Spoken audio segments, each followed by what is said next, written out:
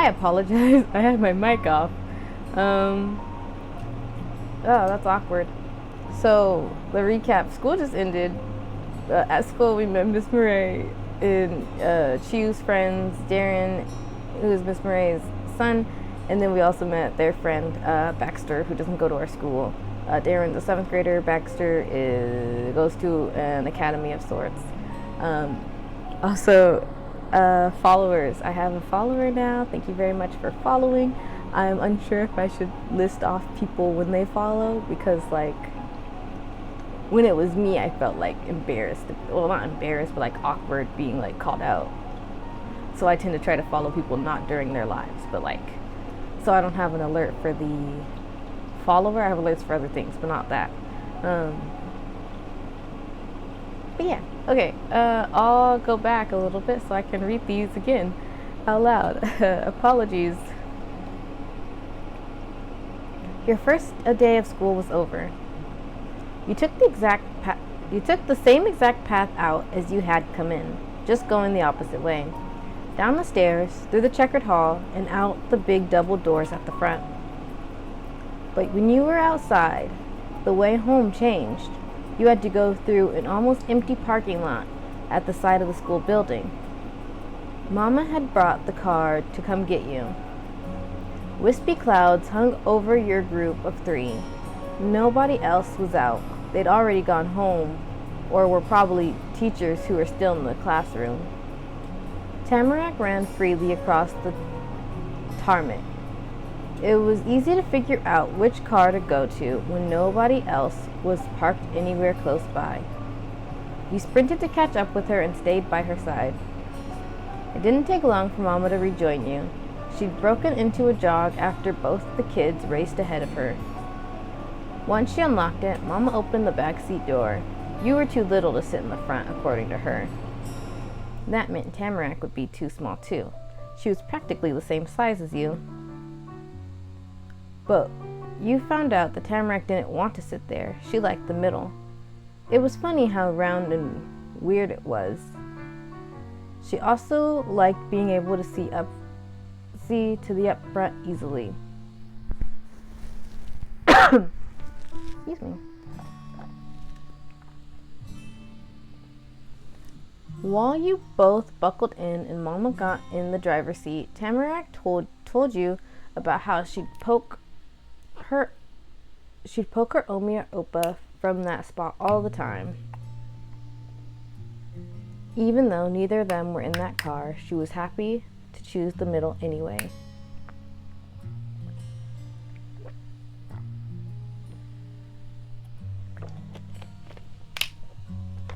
Sorry. You liked the window seats. All you wanted was to sit in the front. She was crazy for liking such a bad spot. You never wanted the middle, so it was good she'd take it. It didn't make a difference wherever you sat. The middle seat was your favorite too. I'm trying to think about Kia, because I haven't had her in a lot of scenes in cars, but when she was a teenager, she was in a car. In one of my original versions of my script. I'm trying to remember where she sat, because it was a group of friends. So Ryan, I think, was driving. Ryan was probably driving. Leilani was probably in the other front seat. Probably. Which leaves Kia, Miles, and Ty in the back. Or was Ty in the other front seat? No, Ty was probably in the back. So, I feel like Miles is in the middle.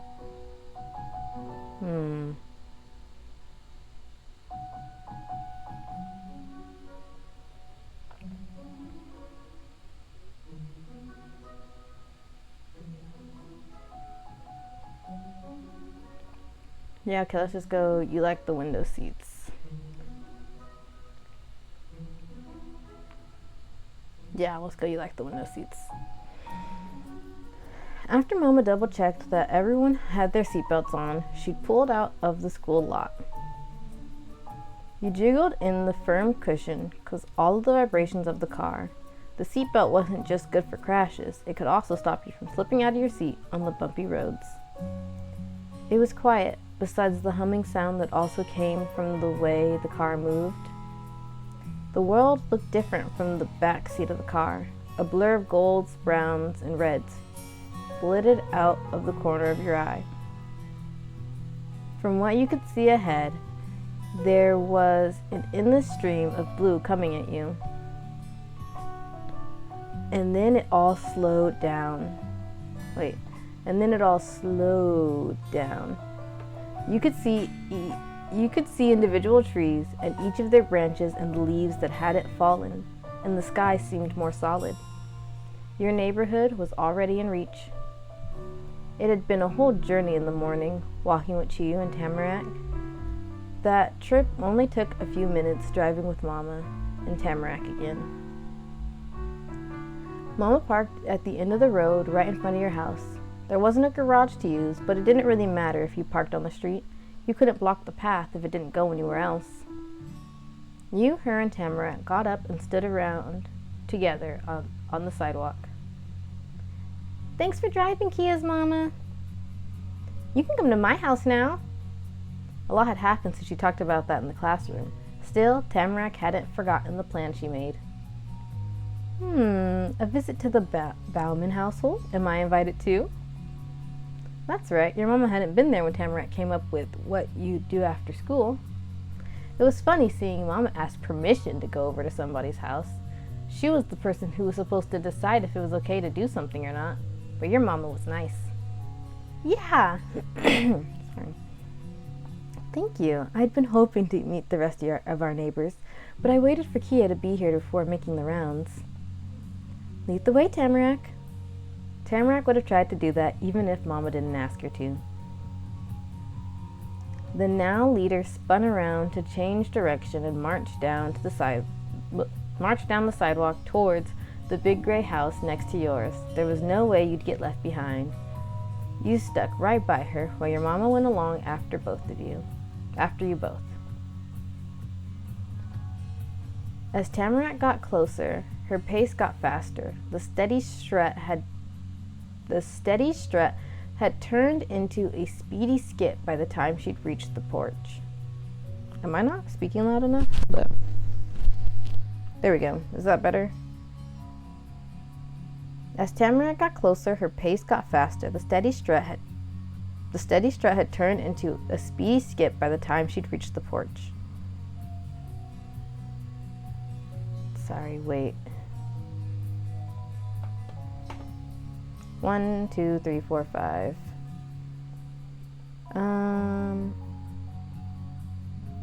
Okay, I think that'll work. I think I need to speak up a little bit.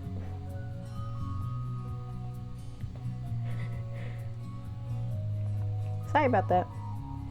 Okay, I shall continue, and while I have it sort of paused, I will be a reminder that our live is available on Steam and itch.io. Yeah, they're both free if I recall. So this is just the demo. They don't have the full version out. They're still working on it, which is really like cool.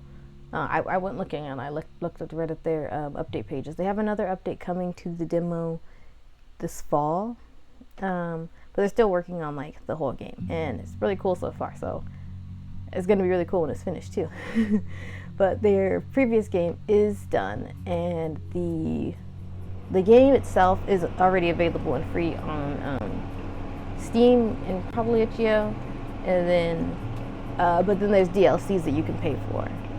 So yeah, if you're interested in this type of game, go ahead and check that out. Right, let me continue and get back to it.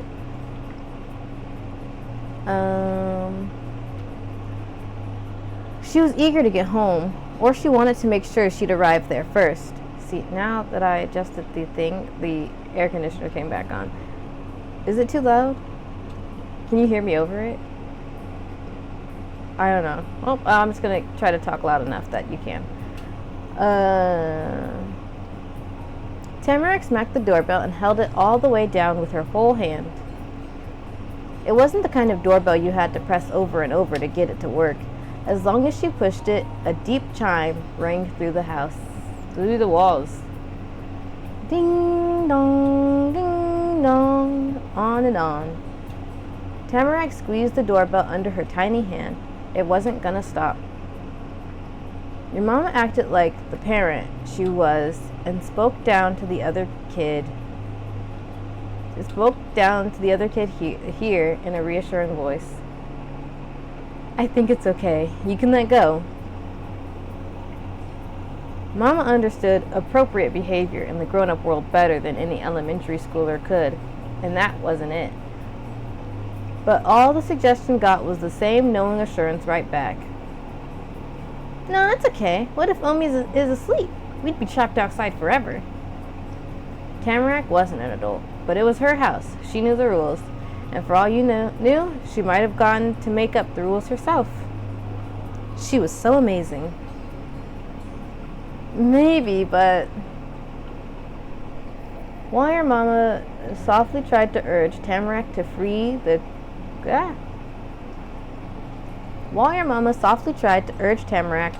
crushed button, the bell kept going and the door opened. Your nose realized it had opened before even your eyes could. It had gotten blasted with a perfumey smell so fast, like a human-sized spray of air freshener went off. The person who answered the non-stop call of the bell was a lady with long, pale blonde hair going almost all the way down her back. Her nose was tiny. That must have been how she lived with the smelliness. She was smiling gently. Just about every part of her looked flowy and delicate. Only one thing was different. Her necklace. That was big and gold and seemed like it'd be pretty heavy. Maybe she needed an anchor to stop herself from blowing away in the wind. I'm here. Welcome back, young lady. My, and you've brought house guests. Hello. Tamarack finally slipped her hand off the button. She needed it to wave. Hi, Omi. Hello, good to meet you. I'm Opal Connolly. This is my daughter, Kia. The two of us recently moved in. We arrived only yesterday. Ah. Her voice, which was another fragile thing about her, strained in a high-pitched exclamation. I don't know how to do high-pitched voices. I mean, I kind of do, but like, I don't know. I thought that was you. I heard you were coming after all. That's why I swept up the porch and left the welcome mat. Oh, that was you? I appreciate the gesture. Yes, it was my little way of greeting the newcomers to our quiet street. I don't know. Am I doing a weird voice? I felt like I made Miss Murray and the mom sound too similar last time, so I'm trying really hard to do a different voice for Tamarack's grandma. You had known that Matt was out of place in front of the Warren house. Another mystery was solved. This time, the culprit was Tamarack's family member rather than Tamarack herself. Mrs. Bauman chattered on, like leaving people unexpected stuff was nothing and normal. My name is Dorothea. Tamarack is my only granddaughter. Her father is my only son. And I do have a husband, Ernest. He's still alive, but I ought to introduce him to you myself. Lord knows he won't do it on his own. She pressed the top of her hand to her forehead, craning back. The dangles on her necklace clinked against each other. Miss Bauman acted very tired. And it probably was an act. You had to think so, since you sounded amused. It was like having a hard time. Was how she had a good time. If you see a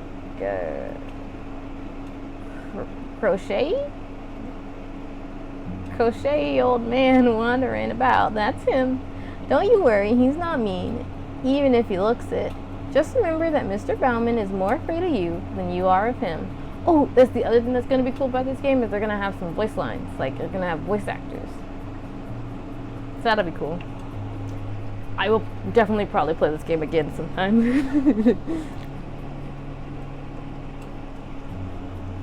It is good to meet the both of you, Opal and Kia. I don't think I'm giving her a good voice, but I don't know what else voice to give her. I apologize. The last part of her introduction wasn't for you and Mama. It was just towards you. You can call me Granny.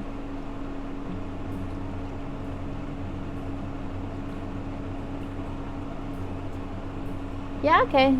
Alright, Granny. Hi, Mrs. Bauman. Nice to meet you, Granny. Omi is German. Am I allowed to do that, Mama? I don't wanna. How come you're Granny to some people and Omi to Tamarack? I won't do that. You're not my grandma. You stared up at the woman. Nope. I can read. You stared up at your mama. Were you allowed to do that? You stared up at her blankly. You smiled and nodded. You shook your head unhappily.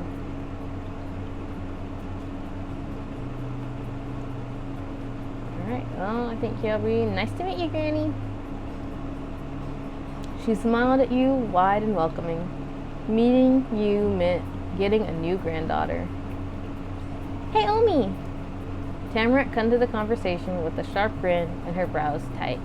She flopped one of her 2 long sleeves to draw even more attention.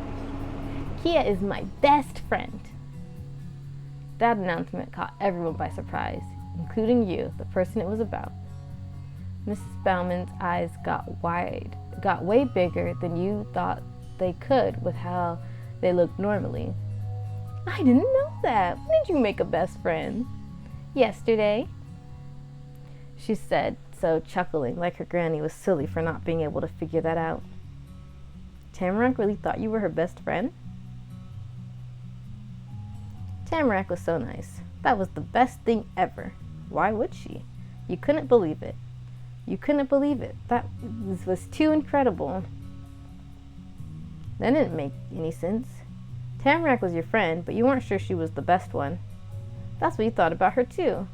You didn't think you deserved that.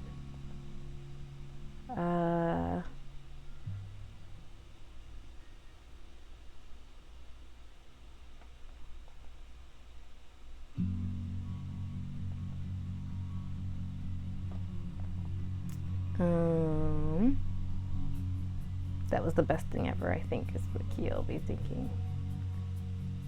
I don't know. Can you have multiple best friends? Also, I'm hesitant to choose any definitive things because I need to see where everything goes. But I'll click that as the best thing ever because I think like they're both very much like Kia would be like, these are both my best friends, but I don't want to claim one as a best friend if she can't claim both as a best friend, you know. But it's still the best thing ever for her. She's like, oh my gosh, this is so great. Sorry, I'm gonna drink some water. Okay. That was the best thing ever. You didn't even know what to do. Though you did notice the way your mama was watching the matching happy expressions on Tamarack's and your faces. Mrs. Bauman was as enthused as her granddaughter and her best friend. Oh, please come inside, I insist. We need to get acquainted. No one had ever insisted you see their house before, unless what Tamarack said at school counted. You guess that's why Tamarack was that confident about saying you could come over, and why she told you to do it instead of asked. Her granny had the same attitude about people visiting. That would be lovely. Mrs. Bauman went deeper into her home. Footsteps already echoing in the closed-off space, Tamarack bounded after her. Let's go, Kia.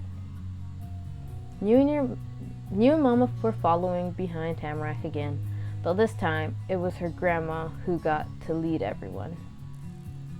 Mama shut the door after herself. The cold outside wasn't invited. Oh, wow. Wow. It's got like this kind of layout. This actually reminds me Are you guys familiar with Phasmophobia? I watched a few streams of Phasmophobia. One of the houses, like, I feel like it was like that. I know this is kind of probably a semi-common layout, but like where there's like an archway here and then the hall goes further there and there's a room back there. I think in that house though, I think the kitchen was further back and this was a different room. If it was like maybe this was a hall. I think I'm mashing houses together now. I don't really know. But yeah, I like this house. I like the house. I like the walls. I think they're very nice. It's pretty flowers. Oh, look, they even have umbrellas. I like the little details here. Nice little bookshelf. Okay, I will carry on. Oh, I like the blue there. Okay, sorry. I will carry on. Carry on. It didn't only smell like old people inside the house. The air was stiff, like it had gotten old too. A scare. Oh my gosh. A staircase went up and a narrow hallway went deeper inside. Huge flowers patterned the paper plastered over the walls. When you could see the walls anyway. The hall was crowded with shelves and tables, and those were cluttered with more things. It was sort of like walking through a museum with all the fancy pieces to see, but it also reminded you of a storage closet that was stuffed with things you have nowhere else to put. So maybe a closet in a museum?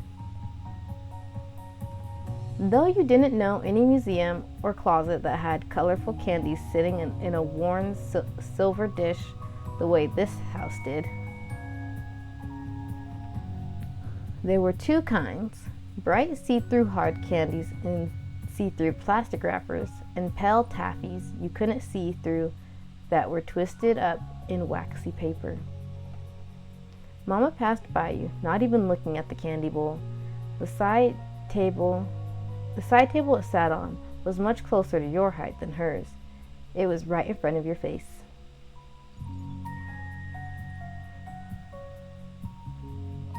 Mama, Mrs. Bauman, can I have candy?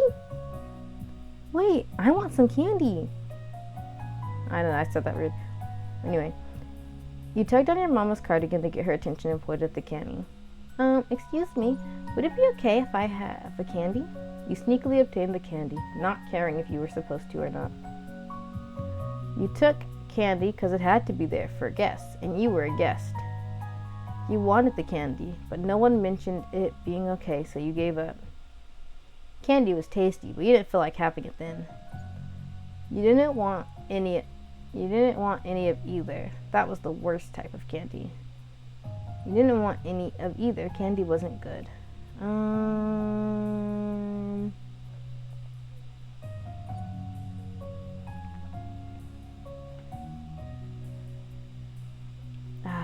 There's like a 50-50 chance she would ask and a 50-50 chance she would just be like, well, let's see her. No, I think since it's her first time coming here and it's her friend's house, she would ask. Yeah. What? Oh.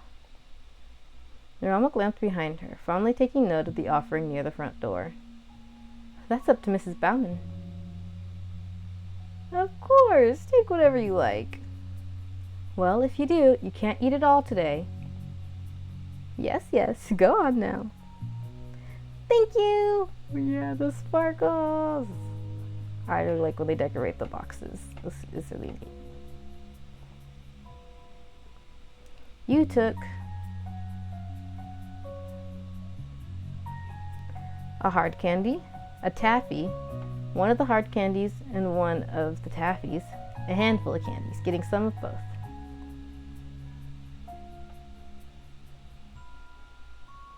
They told her she could take whatever she likes. I think she is going to.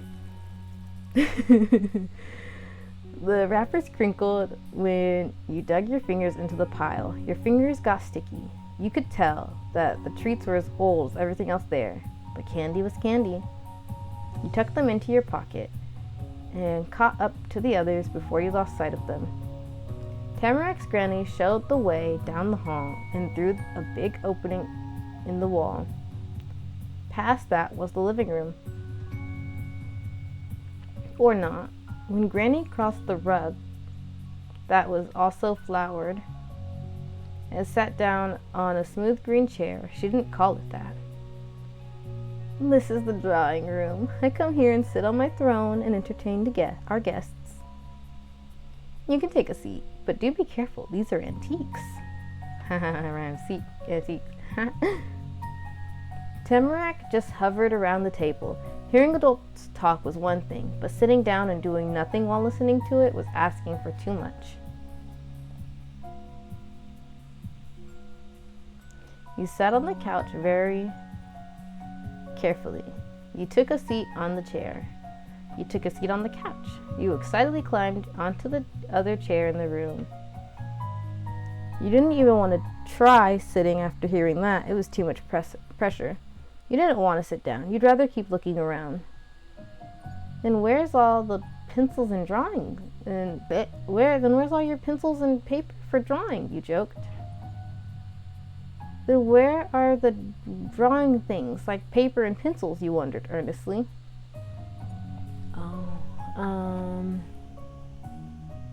Kia.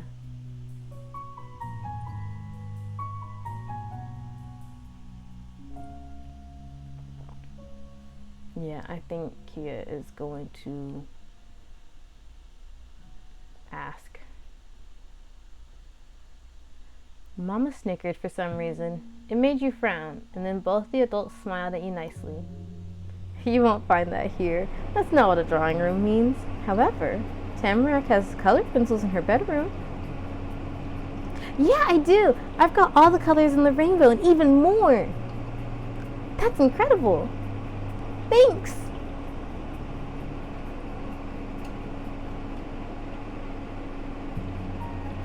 And the options are peaked because, like, now what are you going to do after you spoke?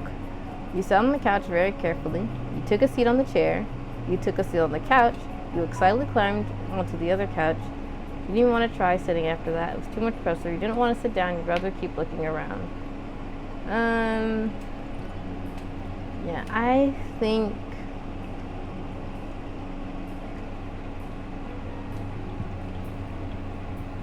think she would like to sit on the floor, honestly.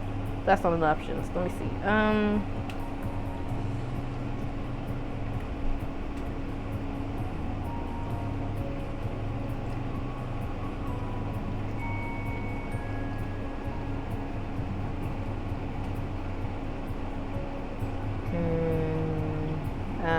I think she's gonna take a seat on the couch. I'm trying to think of if she's gonna be very careful about it or if she's not.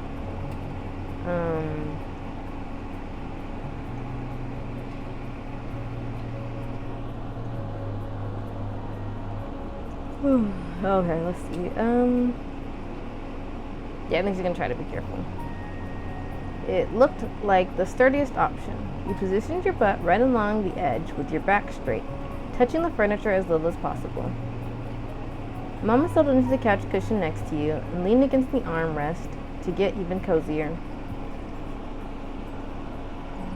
You and Granny were the only ones taking the antiques seriously. Mrs. Bauman didn't say anything over that, though she did go on to say many other things. The two ladies talked about each other and their kid and grandkid. Tamarack's grandma was retired, you found out. Her husband was supposed to be too, she said with a strong opinion on that matter. Mrs. Bauman explained to your mama how he was constantly taking on temporary consulting jobs. And if not that, then he was being taken out for dinner or lunch or something else so people could pick his brain for advice casually, even if he couldn't be an actual employee. Picking brains sounded like such a cool thing, but really it wasn't. It was because of that you started paying attention to the words shared between grown-ups more closely. Mrs. Bauman and Mama were still talking. It's as if these people think half the town will fall apart without him. Oh, he was in construction work, remodeling, refurbishing, repairs. I see. A very apt comparison, then. They both laughed, though Mama's polite chuckle didn't compare to Granny's hearty cackle. Now it's true. that there's always something or another going wrong somewhere. Golden Grove isn't as young as it used to be. But there's only so much he can do when he's as aged as those derelict buildings themselves. The opening and slamming of a door followed her declaration. For a second, everyone stopped. Did Granny's description insult the house itself? No. Heavy steps came after the bang, and then a man you'd never seen passed the opening in the hall. Sorry. I'm wearing my bonnet. It's a little tight. It's giving me a little headache.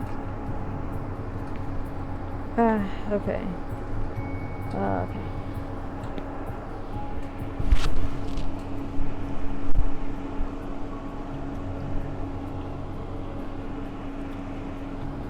Opa! One hand gripping the armrest and the other swinging out towards your mama, Mrs. Bauman lifted herself off the swirly patterned cushion. That's him, right? That's him right now. That's him. How was I saying her voice before? I don't remember. Oh my gosh. That's him. There was like a little in my throat, like a tightness in my throat when I read her voices. Okay. Granny abruptly called out as she'd caught sight of a rare animal in the wild and needed the rest of the team to get over there while they had the chance. Though that wasn't right, yelling would only scare the peaceful animal away.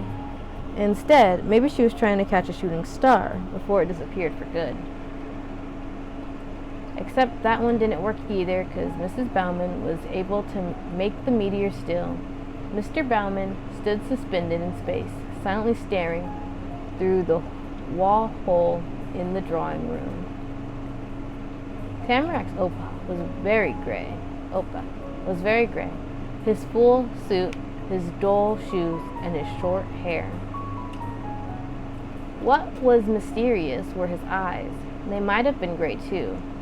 Or maybe you were tricked by all the other grayness and they were actually blue.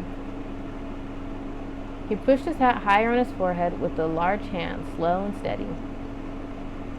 Afternoon.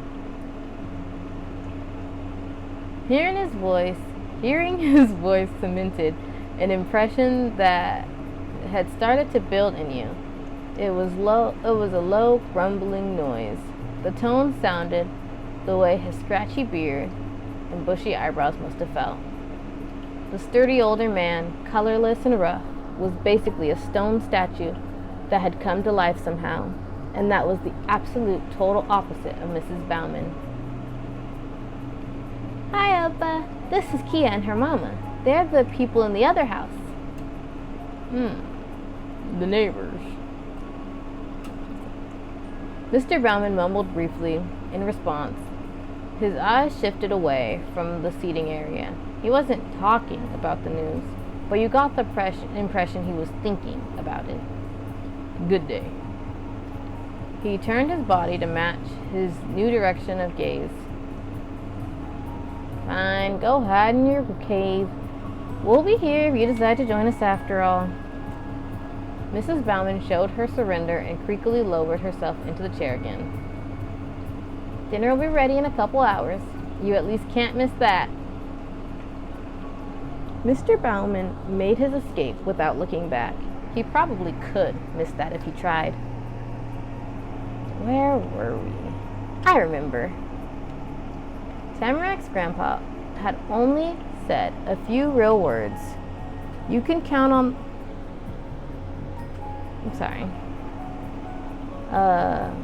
you can count them on one hand. Her granny had to have said 100,000 times more than that, and still had more to go.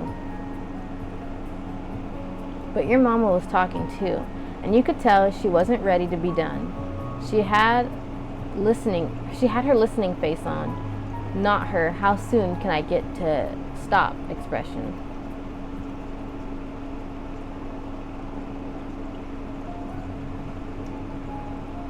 You tapped your feet and fidgeted in place. You sat there quietly. You coughed from being stuck in the flowery air of the flowery house. You groaned loudly, so bored of being there. You sniffed around, wondering where the perfume smell came from. It was nice. You yawned, getting sleepy from everything. You perked your ears, curious about what else you'd find out.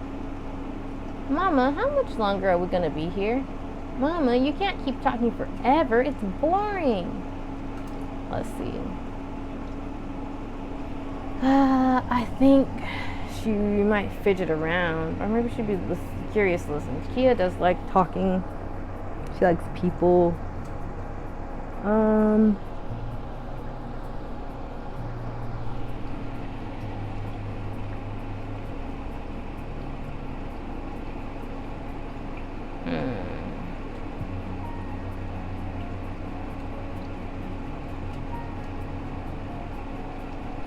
But I also think she kind of needs to be moving around a bit. Just sitting there, playing for a little while.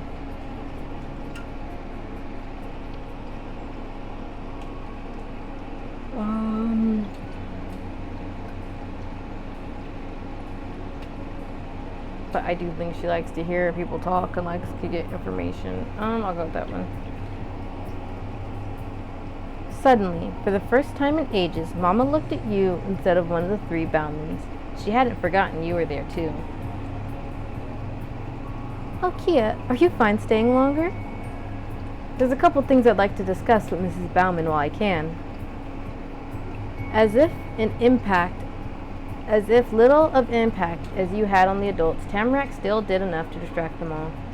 Since her grandpa left, she'd been staring at the window and doing that thing where she bumped her bag around. She used her hip instead of her butt this time. With the way Granny daintily placed her hands on her lap, she really did look like a queen on her throne. You had to wonder, was she a kind queen or an evil queen? Why don't we let the two young friends play in the backyard while us old folks stay... Why don't we let the two young friends play in the backyard while us old folks stay here and talk? You wouldn't go far, would you, Tamarack and Kia? And we'd come get you when it's time to leave. Would that be acceptable, Opal? It was weird to have somebody call Mama by her name. Even if it was her name, she was Mama. That would be great. Excellent suggestion. Tamarack's bag stopped jingling. That was the only reason you heard her intent whisper. Come on, Kia! Neither of you had officially been given permission to leave before. She zoomed out the room and around the corner in the same direction her Opa had vanished to.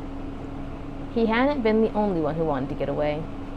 You bolted after her, making sure to dodge obstacles in the unfamiliar house. Luckily, they were all pushed against the walls. The only place clear... sorry, the music's getting a little loud.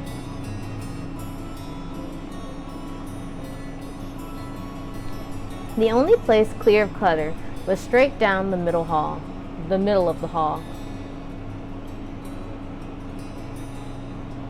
Don't run in the hall, please.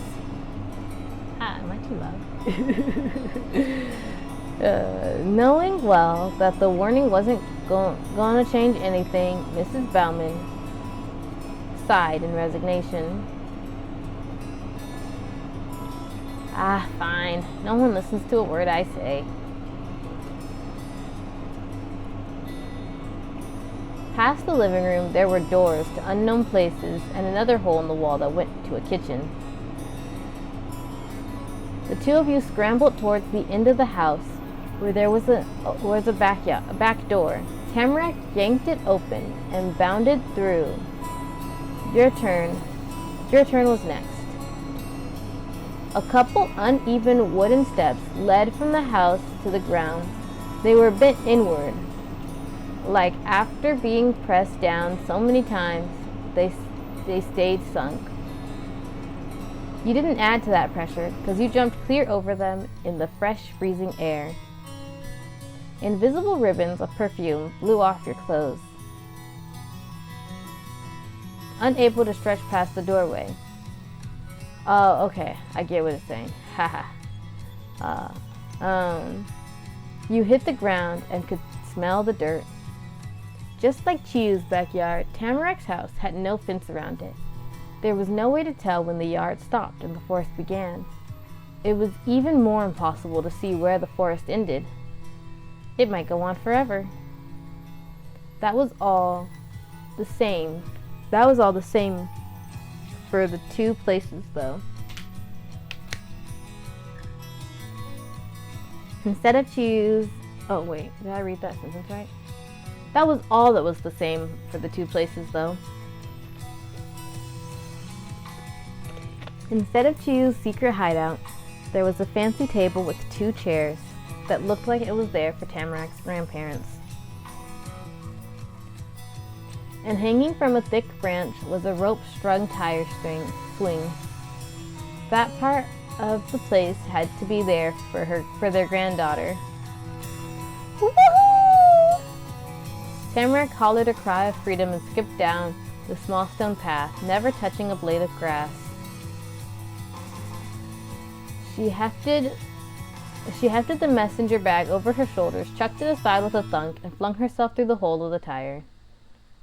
All you could see of Tamarak then were her little legs kicking up in the air and her arms spread out past the width of the tire. She was floating. The swing slowly twisted on its rope until it brought her eager face around. "Hi, Kia." You grinned at her and went over. Tamarak's upright legs snapped down and she plunged the tips of her boots into the soft earth below. It was supposed to stop the tire from doing another spin, except she couldn't stop it all the way. The turning swing twisted her to the side. Tamarak held firm, jerking futilely in the tire to center it again. But none of that... Sorry, I thought I heard something. But none of that meant she couldn't keep talking to you. She happily explained how it all came to be.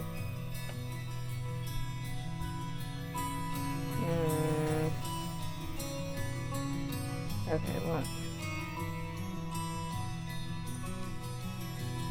Omi and Oppa got this just for me. They're too old to use a tire swing.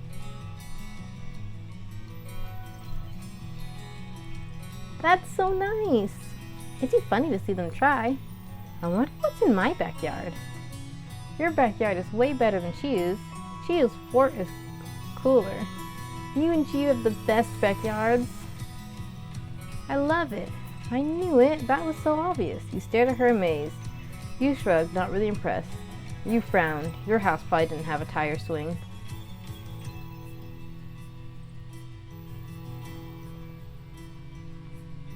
Thanks. The praise puffed her up proudly. If she got too much bigger, she might not fit inside the tire. Then she wiggled her body and dug her shoes in even harder, trying to get out. Let's play something.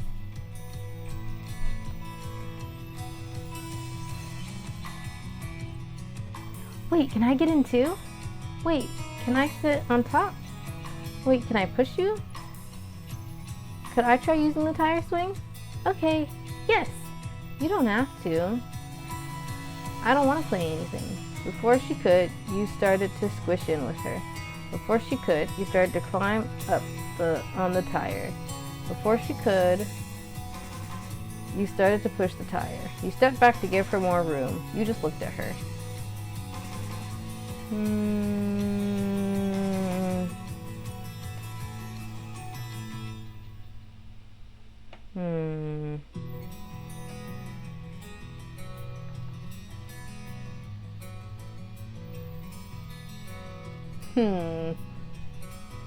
She's either gonna be like yes, or she's gonna want to also, try the tire swing.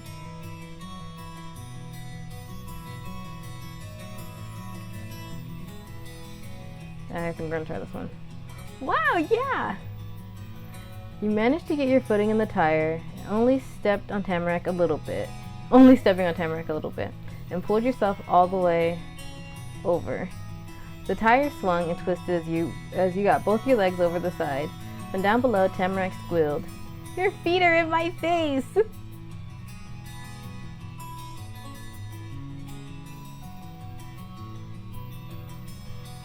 Oops.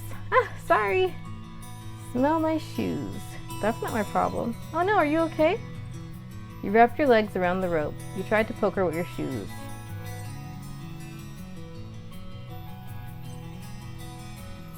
You contracted your legs to the top of the tire, like pressing in an accordion. It's okay. Now I won't suffocate. The two of you giggled and let the tire spin you slowly around and around. No matter which way it faced, you could peer down at her and she could glance up to see you. Then Tamarack wriggled around again. It made the tire sway even more, and you had to hold on tighter, but she wanted out. She plopped out the backside and landed in the grass on her butt. But Tamarack immediately sprung to her feet and began to move forward, away from the swing. Something was happening, or was about to happen. You got down from the swing and went after her. She pressed her fist into her hips and spoke without turning around. Tamarack's hair fluttered animatedly with each word, cause she nodded while talking. That made it look like a fluffy gold sheep was the one saying it. We'd better start soon. It's gonna get dark. Start what? Finding some good stuff. There's a lot of it out there, you know. She reached down to collect her big bag, hooking it around her shoulder like normal. That's when she turned around and you were faced with Tamarack herself instead of the sparkly lamb side of her. Have you been to this place before? Not to this town. I only came here when I moved yesterday.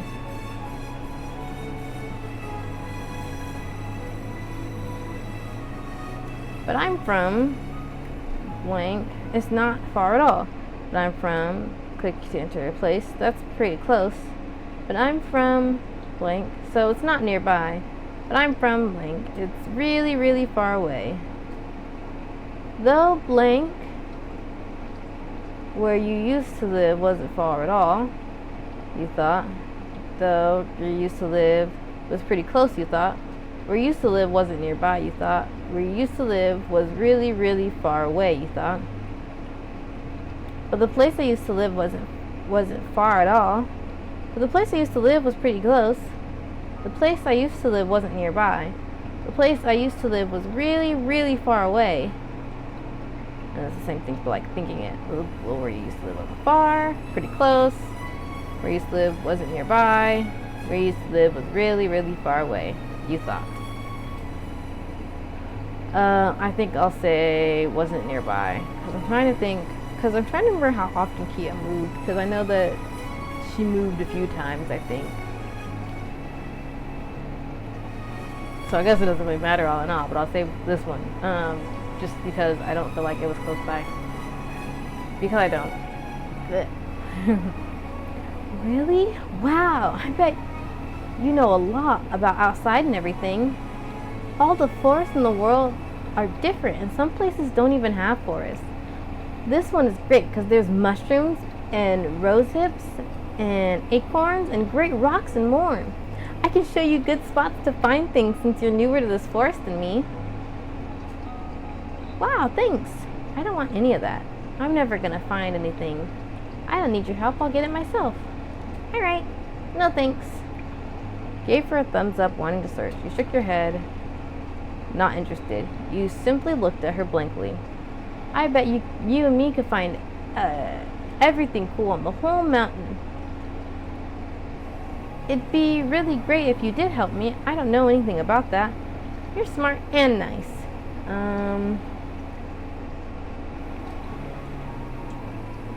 This one. Let's get looking right now. Yeah! Together you and Tamarack began your treasure hunt at the edge of the forest. In bushes at the base of trees, under rocks, across low-hanging branches, around fallen logs, nothing was left unexamined. When Tamarack found something worth saving, she placed it on the widest, flattest stone in the path. That was to keep her fingers free to do more collecting. When you unearthed something worth taking with you, you left it on the lowest step instead. Your piles grew rapidly as the two of you dashed back and forth from the clearing near the house, and the wilderness was a few feet away. Just like in class, Tamarack was fully focused on and squinting hard. She only ever stopped snooping to rub her tattered sleeve ends into her eyelids, then kept going. Maybe dirt was getting in her eyes with how close she kept getting to the ground, and maybe bits of twigs too, since she wasn't afraid to shove her head into the brush. Leaves did get stuck in her hair, same as the first time you'd ever seen her. As time passed by, a shadow crept over the yard. An obscuring sweater pulled over the body of the earth as it got colder. Like Tamarack's own sweater, it had a few holes here and there that was easier to see through. You and Tamarack were focused to limit your search to those rare spotlights. It wouldn't be possible to keep doing it much longer. You glanced over at her. Tamarack crouched. Oh, that's really pretty. That's like really pretty lighting. Tamarack crouched in the grass, encircled by darkness and trees. She shone under a stream of pale evening sun. A few strong rays hit her back, giving the illusion of golden fairy wings. Seeing her there, that way, made so much more sense than when you saw her in school or her grandparents' antique house. That was what was neutral to Tamarack, being in nature. Even her name was a kind of tree. When Tamarack officially announced the end of her hunt, the day was reaching its end too. That was probably the only reason why she was stopping. You didn't mind stopping either. Your treasure pile was already big and varied.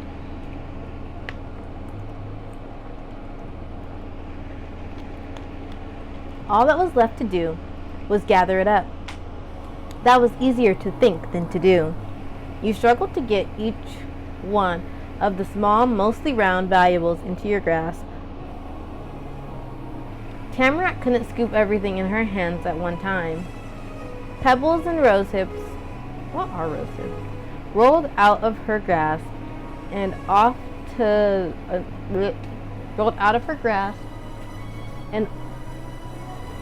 the stepping stone. I'm gonna look up what a rose hip is. Is that like a part of a flower? Rose hip.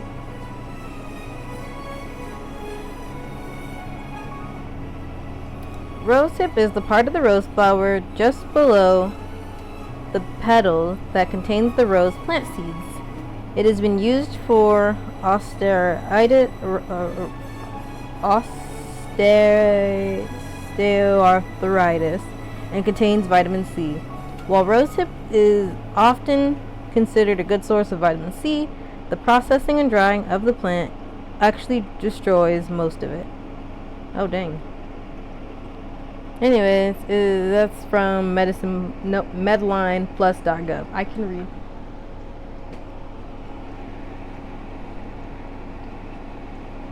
Oh, look. Oh, wait. Ah!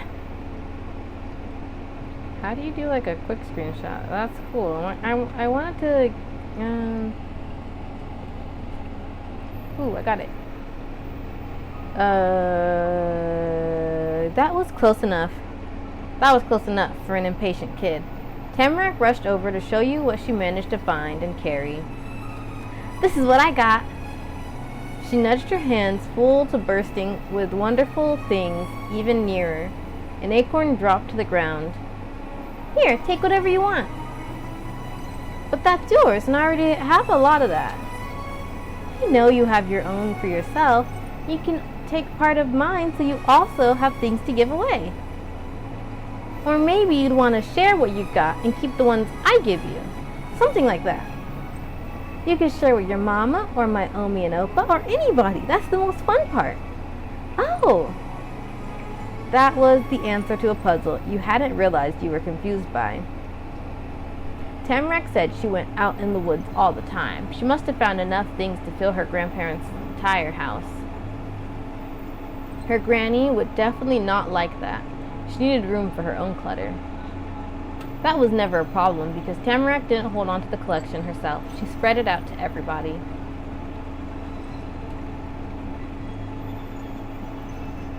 Thanks, Tamarack. I think so too. It's nice to give people presents. You're wonderful.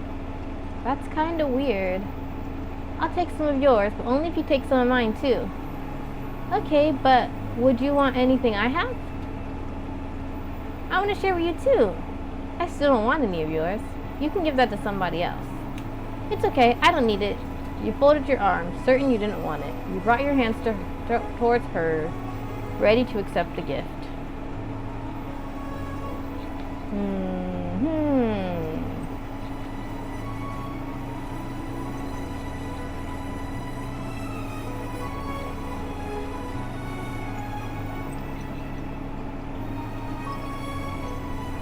Okay, but would you want anything I have? The exchange couldn't be done smoothly. Neither of you had free hands to pass or pick up the presents. Tamarack settled for dumping part of her pile over the stuff you already in your hand. Then you shook some of the fines in your left hand into her palm.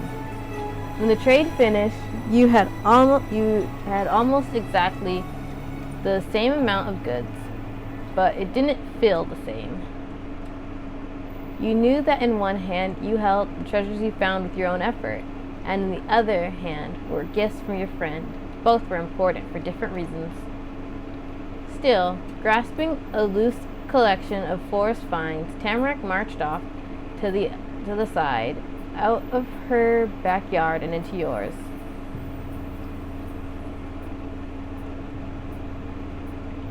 You went after her curiously. You went after her unsurely. You went after her frustratedly. Where are you going? Wait for me. Tamarack, we can't go that far. Hey, that's my backyard. You can't go there. You watched her go worried. You watched her go unconcerned.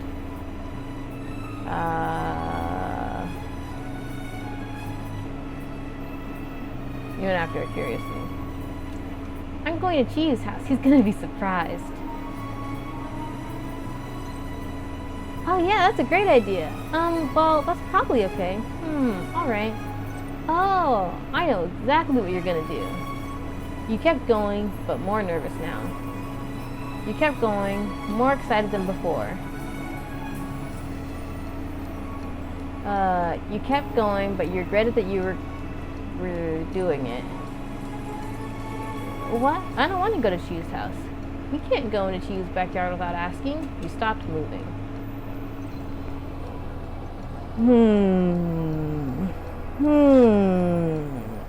Okay. I do think Kia probably thinks it's a good idea. I'm trying to remember if Kia would. I'm trying to think if Kia would be like, oh, well, what about the rules? And if that's too far. Well,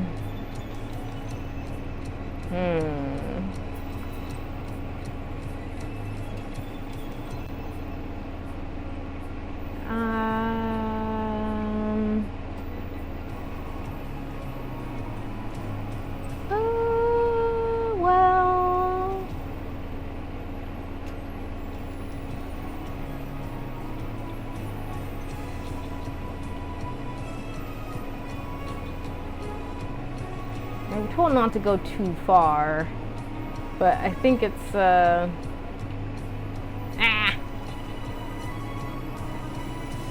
I don't think she would stop moving. I'm trying to that's probably okay.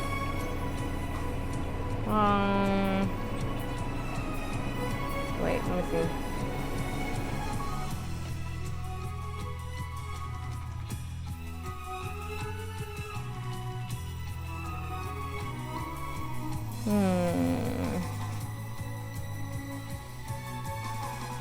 Well, should I just commit? I should probably just commit. Let's see. Tamarack flipped around. She leaned towards you, put her whole body into the call. It's okay. I'm just going to choose. Now, come on. She already resumed the advance across your lawn before you had a chance to react.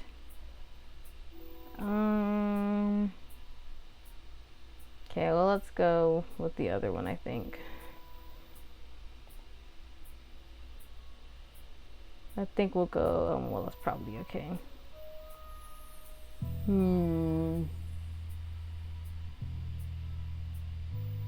Yeah, okay. Yeah, I don't know. Yeah, because the thing about Kia that I do have to remember is that she, I think, early on is a little bit easily swayed. Or like, she's not...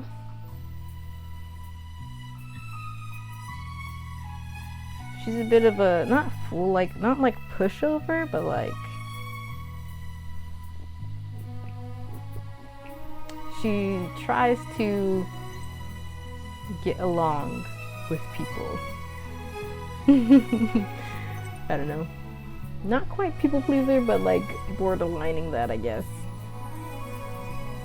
You and Tamarack crunched through the long grass and a million leaves. The sidewalk in front of the houses was a big half circle, and the back of them curved like that too. When you got more around the bend, you could see your whole entire yard. It was empty and growing wild. There was no fort or tire swing, no tables with chairs, not even one little lantern with a burned out bulb. You faced away from the house. You'd think you were in the heart of the woods.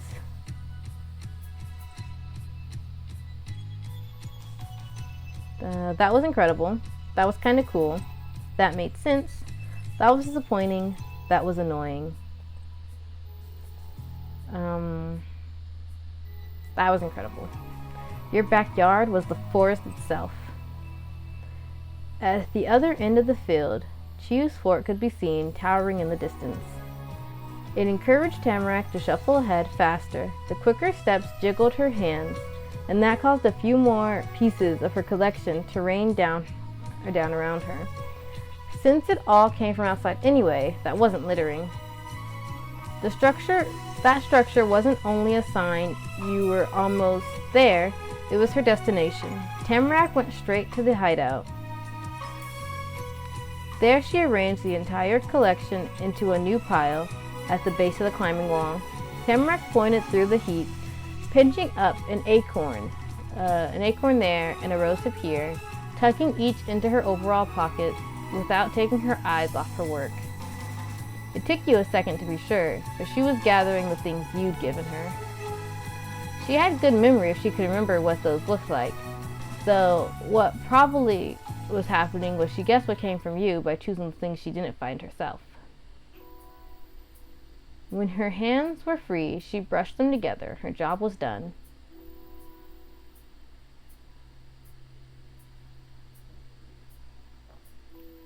You left you part of the treasures you found. You left to you all the treasures you found. You left to you all the treasures you found and the ones Tamarack shared. You left to you part of the treasures you found and the ones Tamarack shared. You held tight to your stuff. Yeah, she'll leave part of it. You left the presents you left for Chiu were carefully selected. You added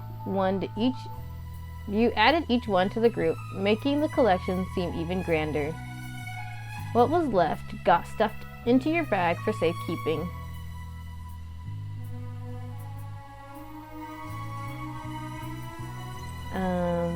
You had something else to share too, a candy. You glanced away from the stuff to Tamarack's face. Yeah, I'll share candy. It was impossible to know if Chiu would like any of the treats from Granny's house, the flavors or the types. Because of that, you decided to give him the first one you managed to find in the crevices of your clothes. Tamarack giggled as the treat joined the array of items, becoming the crowning jewel. There was nothing left to do then, and that's when Tamarack spoke for the first time since you'd gotten to Chiu's yard. Let's go, Chiu's gonna be home before dinner. He could catch us. Or his parents might see us. I've never talked to them. Who knows what they do? Took her long enough to realize this could be bad. You nodded seriously. All right. You fled the scene of the crime. Or was it a crime if you leave? Or was it a crime if you leave new things instead of taking their stuff? It didn't matter. You weren't going to find out.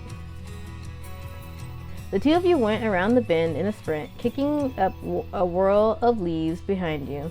Not you or her looked back. Tamarack got past the stone pathway like it was the finish line to a race and crumpled into the grass laughing. But the giggles turned into archy yips as she landed all the way down. Ow, ow, I fell on the rocks in my pocket. She laughed even more and owed more, each one taking its fair turn. Are you okay? Mm-hmm. Tamarack rolled off her side to settle on her tummy. She squished her big cheeks against her little fists as she kicked her feet in the air. The rubber boots flopped around on her feet. She looked up at you. Her smile puffed at the sides like it did a lot. It was an invitation to join her below. You did, stretching out on the cool lawn right in front of her. Chiyu cleaned up trash, and now he's going to get a surprise from the forest thanks to us. Tamarack had enough excitement for two kids. Kia, out of all the friends I have here, you're the best one. It still surprised you that she said that. You'd heard it before, a long time ago when you first came to her house. If she was going to say it, you figured it would have happened way before, but she wanted to do it then. She kept going. We came to the same exact neighborhood, almost at the same time, and are the same age. We're both girls. We like the same colors. You have fun outside, and I do too. I've never ever met a kid who was just like me. That's important. That's serious. Tamarack started shouting, then sucked in the loudness with the breath, and what came out next was low. You had to really listen to know. You and me are going to be friends forever. Those words were something more than a regular promise, more than the pinky promise too. It was a swear. Not the kind of swear you'd get in trouble for, though.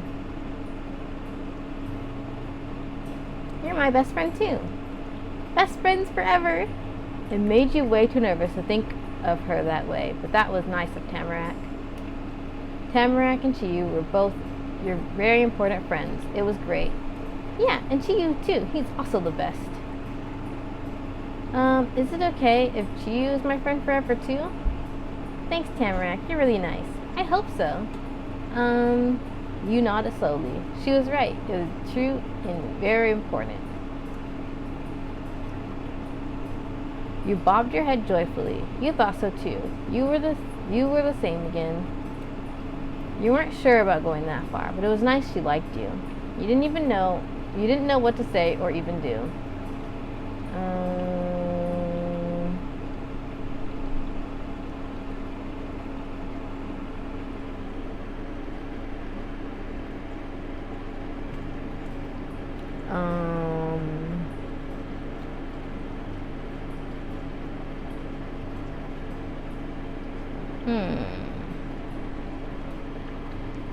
Because I know, like I said earlier, that I didn't want to commit to saying like one of them was the best friend if I couldn't say both of them was best friends.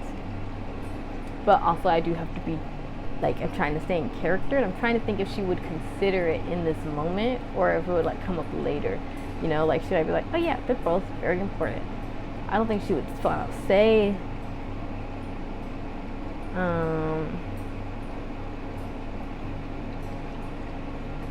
But I think she's also a very in the moment person. So like, I don't know how much she's actually thinking about Chiyu in this moment.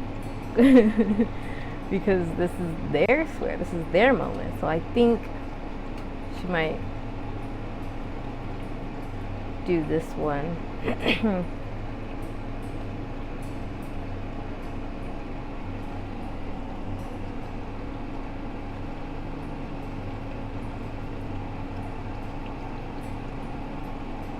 Yeah, I think she's doing this one.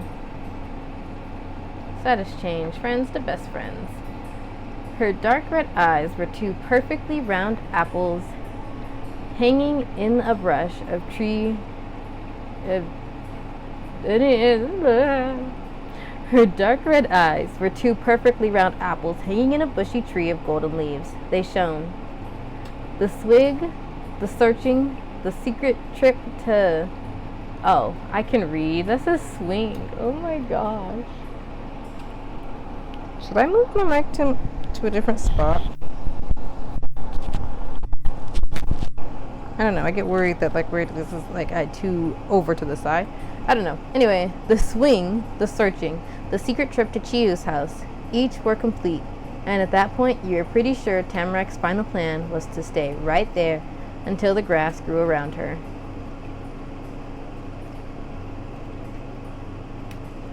You started eating your candies. You offered some of your candy to Tamarack. You patted the pocket where your candies were. Well, yes, offer. Hey, Tamarack, I've still got candies from your house. Do you want any? Oh, that's okay. I can get candy every day from that bowl. You only have it right now. You've got to eat them. Thanks, though. You're so nice. Okay.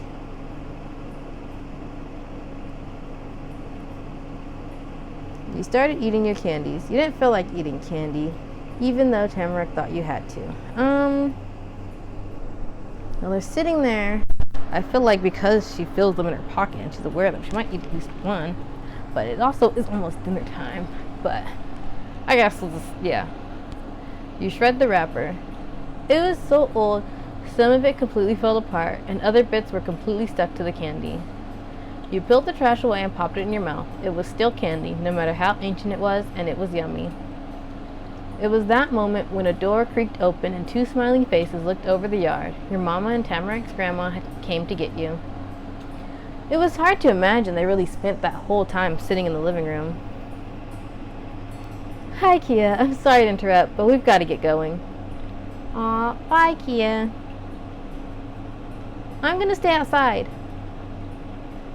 Sending a smile to Mama, you pushed yourself to your feet. Bye, Tamarack. But Mrs. Bauman didn't even question Tamarack remaining laid out in the grass. She left her granddaughter there and guided her guest in through the back door and up to the front one. Why couldn't you have gone around the house instead of through it? It was too late to tell them, 'cause it was already done when you'd realized it. Mrs. Bauman stopped at the entryway, opening the door and fitting herself into a rare opening between the furniture to clear the path. Your mama kept going past her nice and orderly. On the porch, Mama halted and turned. The hostess had moved to stand in the doorway, so they were face to face. It was so good to I forgot how I did her voice. It was so good to meet you too. It was so good to meet you too. I'm sure we'll be seeing each other often. Good day. Of course. Goodbye, and thanks for the talk. I need to figure out these voices. Sorry. I'll figure it out later. Mrs. Bauman nodded kindly and slowly pressed the door forward. Mama waved until she was doing it to a plank of wood. The door was shut. Then she let her hand drop and talked to you. Busy day, huh? But that was good. The words went high, a sound of relief instead of low, which would have been real contentment. Instead of just something good happening, it was more like when you avoid something bad happening. That was still good, but in a different way than if nothing had been at stake. Time to go. Except before you left the Bauman porch, something made you stop in your tracks. There was a stranger strolling into the cul-de-sac, rolling a bike along with them. It was almost as long as the person was tall.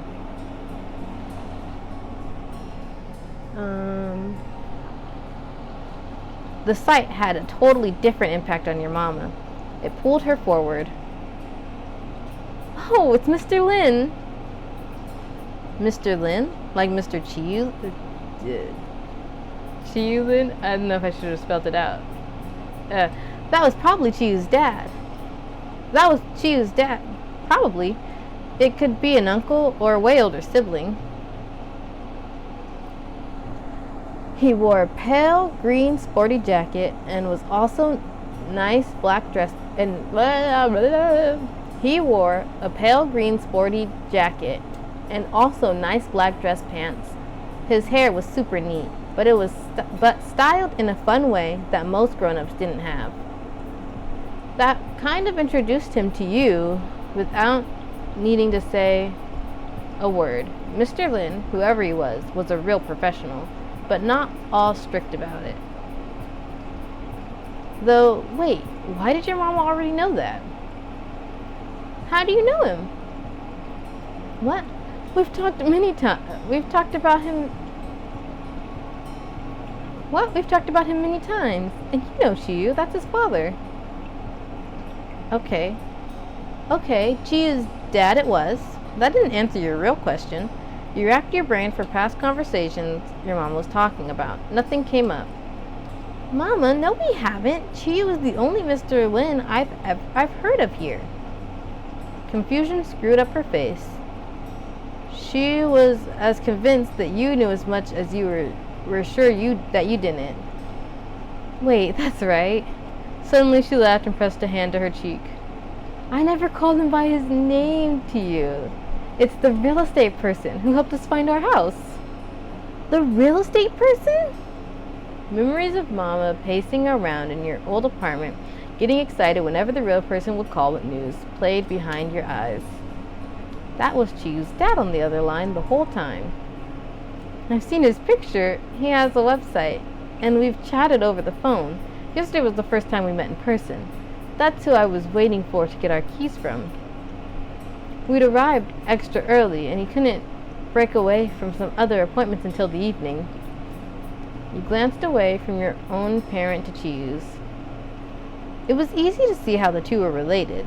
They both looked really pleased with themselves and the whole world, even when nothing was happening. Chiyu was definitely the cooler of the two, though. When you turned back to Mama, she had a huge, encouraging smile on her face. Let's see him over there. It'd be hard to move the bike for him to come to us. Mama's attention was split between gesturing for Mr. Lin to stop and getting you to go with her. One of her hands went up, the other went down. Hello!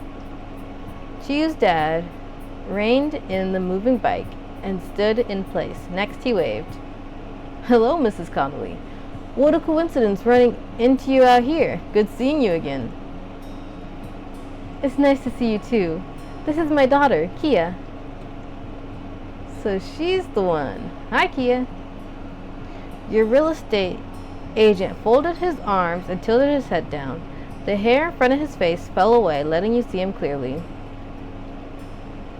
This is a big moment. I can finally introduce myself after hearing so much about you. From your mama, of course, but Chiyu had his own contributions.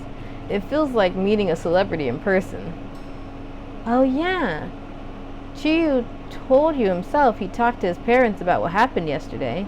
Mr. Lin knew things about you from two different people. Hello, Mr. Lin. Hi. Hey, are you the real estate person? I am famous in this town. Everybody is amazed to meet me. It's not that big a deal. What did Chiyu tell you about me? You asked eagerly. What did Chiyu say? You asked suspiciously. My mama told you about me? How come Chiyu never told me his dad was our house buying person? You're really nice, you giggled. Stop making fun of me. You waved hello. Whatever they said, it isn't true. You stared silently. You ignored him completely, tired of all these people. You grabbed at your mama's shirt for security. You gave him a friendly smile. You looked away shyly.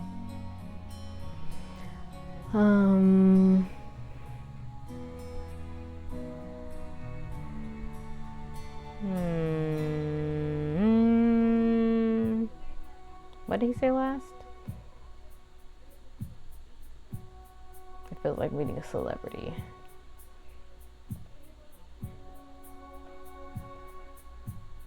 I think she'll say you're really nice and kind of laugh. Yeah. He chuckled warmly along with you. Then Mr.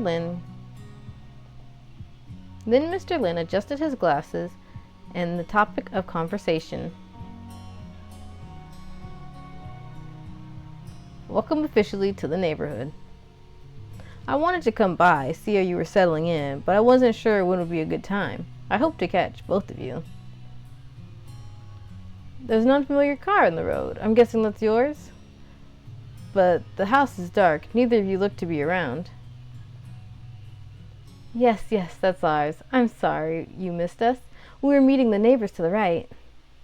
Tamarack kindly invited Kia and me to her home. Dorothea? Do I pronounce the O there? Well, I keep pronouncing it Dorothea. And we had a talk, and we very briefly saw Ernest passing by. Don't apologize. That's perfect. If you get the chance to visit the Bauman house, I'd say take it. And now you can come meet the other neighbors. Well, one other. You're already well acquainted with Chiyu, and we've said our hellos here.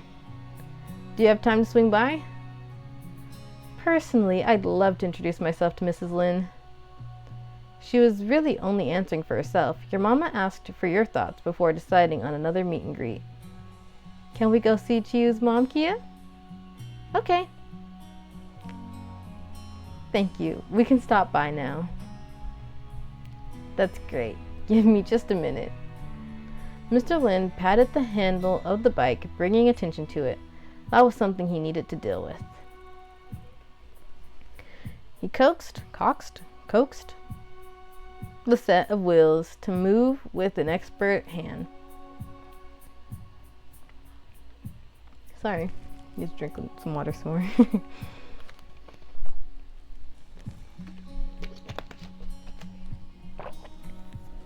I forget. I actually don't know what time it is when I do these things. Okay. He got it across the road, up the curb, over the grass, and onto Chiyu's, also his, entryway.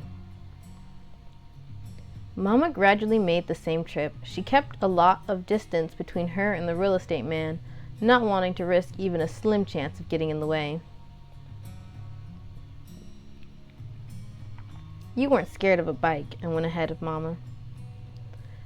Mr. Lin rapped his knuckles on the white door of the red house. He busied himself during the wait by tapping the bike handle instead of humming a soft tune. By tapping the bike handle instead and humming a soft tune. I can read. Someone, though it was probably Chiyu's mom, opened it halfway to attend to a guest. I need another voice. The door was thrown open all the way the second person realized. Excuse me. The door was thrown open all the way the second the person realized he was there. Hello, honey. Hong, did you lose your key? With an unapologetic laugh, Mr. Lin stretched past the bike's front wheel to greet his wife by kissing her cheek. No, I wanted you to come over. I figured this would be the quickest way. Our new neighbors are here. Mrs. Lin peered further on, and there were the neighbors, you and Mama. Still staring ahead, Mrs. Lin stepped forward just in time to bump into her husband. He'd made a move to get into the fenced area of the porch. Mrs. Lin gasped, and the bike shuddered a metallic cry. Mrs. Lin hastily grabbed the seat cushion to steady it. She leaned to the right for her next attempt to pass. So did Mr. Lin. Mr. Lin settled on pressing his back to the little wall of the door while holding up the bike against himself. Mrs. Lin finally managed to shuffle by and reach the sidewalk, but not before muttering bashfully, "Sorry, sweetheart." "It's no trouble. Go on." Mrs. Lin let out a breath to recompose her normal self after the unintentional dance with her husband and her husband's bike. Her clothes were light blue. Her hair was blue, too. Way, way darker, though. Whenever she lifted her legs to walk, the creases in her dress moved like flower petals in a breeze. There was something so peaceful about it. Even her voice drifted along gently. "I'm Mrs. Yi Lin. If you're the new neighbors, you must be Miss Opal and Kia Connolly. Is that true?" "Yes, precisely." Mama reached forward, offering a shake.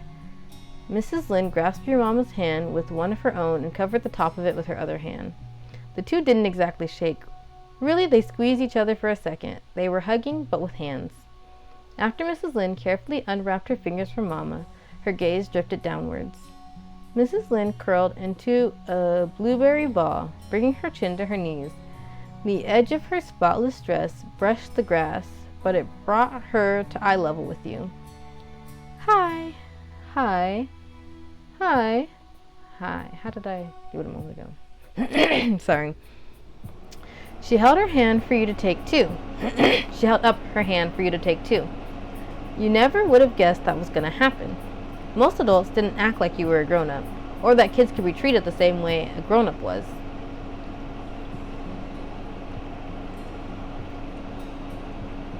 You happily shook it. You grabbed her hand and wriggled your arm like a worm. You held onto her hand. You waved to her instead. You clapped her hand in a side five. You turned your face away, too nervous to do it. You folded your arms, tired of meeting all these people. You used your hands to cover your face. It was too much attention. You stepped away.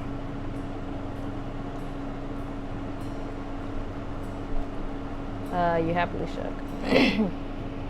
She didn't hold you in place and moved up and down with your motion. "It's nice to meet you, Kia." I forgot what voice I did for her already. It's okay. I feel like okay. Then she pushed off the ground to stand perfectly straight in one fluid motion. You'd seen how much Chiyu and his dad were alike, 'cause they're matching confidence. It was the same thing with his mom, except you needed a little imagination to make the connection. If Mrs. Lin was put on super ultra fast forward, it would look a lot like how Chiyu treated people. But now you'd seen everybody who lived on the street, plus some extras. All the other kids were about your age or 2 or 3 years older. For the adults, it was a lot trickier to put together ages, except for Tamarack's grandparents. They were absolutely the most old. But when it came to non-grandparent grown-ups, 2 of them could be 1 year apart or have a 10-year difference with almost no way to tell. 10 years was the length of your entire life. It was impossible to imagine having that much time just being an adult.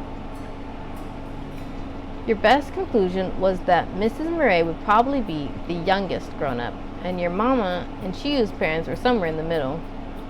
You wondered how your mama felt finding out there were 2 people around her age, maybe, in the neighborhood. Was that a big deal to adults too? Was she going to make friends with them like you did with Chiyu and Tamarack? Could someone her age be friends with people who had been around as long as Granny and Mr. Bauman, or did that not work? Grandparents were double adults, super adults. Mama kind of acted like they were regular grown-ups, as respectful to them as kids had to treat her.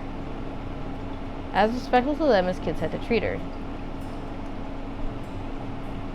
But one way or another, Mama was gonna have to make a life in Golden Grove along with these people too. "I'm sorry to be the last one of my family who came to meet you in person." Don't worry about that. Hong had a huge advantage, all things considered. Your mama quirked her lips good-humoredly. "Although Chiyu also beat you to it. That was a closer race." "Oh, A joke, a teasing one even. Mama made an attempt at being less professionally polite. You watched on at this adult interaction, wondering how it turned out. Seemed to go pretty well, because Mrs. Lynn laughed. He was very excited. There'd never been another child next door until now, when two have come at the same time. Well, I hope Kia and I have lived up to expectations. I'd like to make a good impression on the magnanimous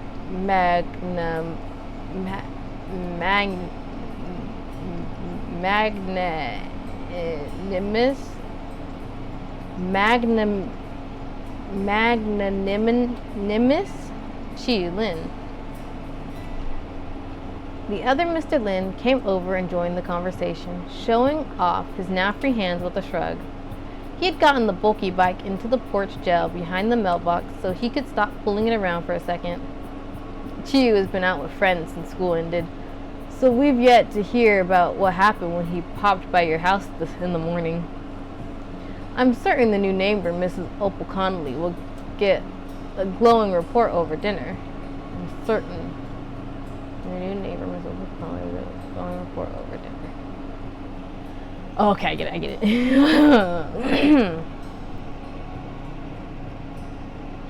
Thank you. I'm usually the one giving performance reviews. Who knew it was so nerve-wracking to be on the receiving end? Oh yes, terrifying. That was the type of humor your mama liked. Dealing with people was her whole job. She could play pretend that it was something challenging.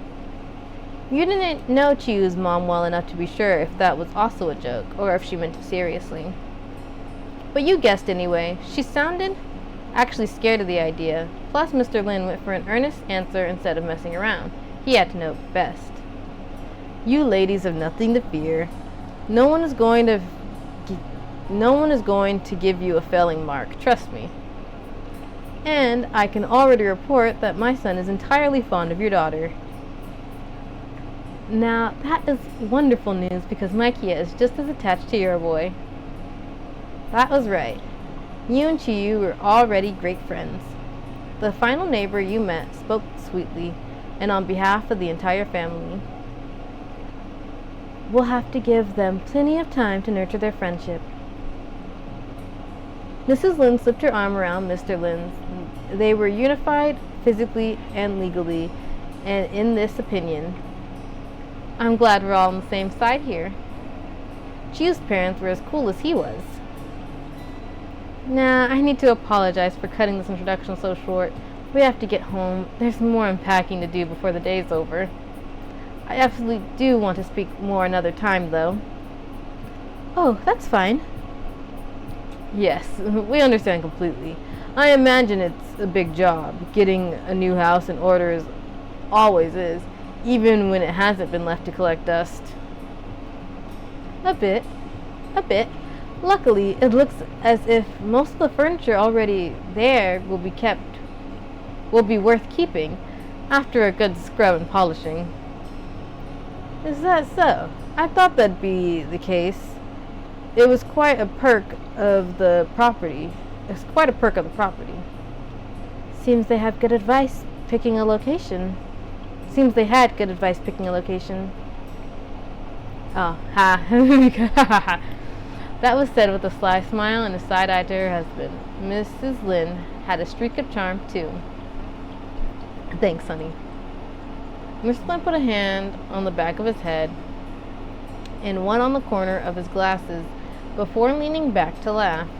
He wanted to make sure nothing fell off, you guessed. But if you do need help with any heavy lifting, you're welcome to let me know. I'll call Yi.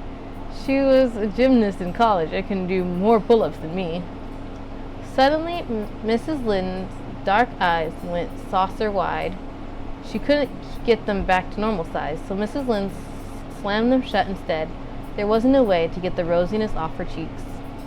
That was the biggest reaction you'd seen from Chiu's mom so far. She was the one who started the praising. Please, we should both help if it's needed. Your mama got a chuckle out of the exchange, too. There you have it. The Lins are at your service. Thank you for the offer.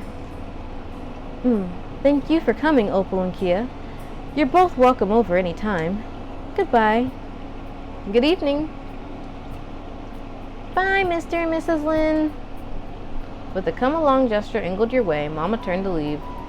The two of you followed the sidewalk around the center of the street. From there, you stared up at the grand old building you were allowed to live in. It was yours and Mama's. After walking down the road into town, attending the school, and visiting the neighbors,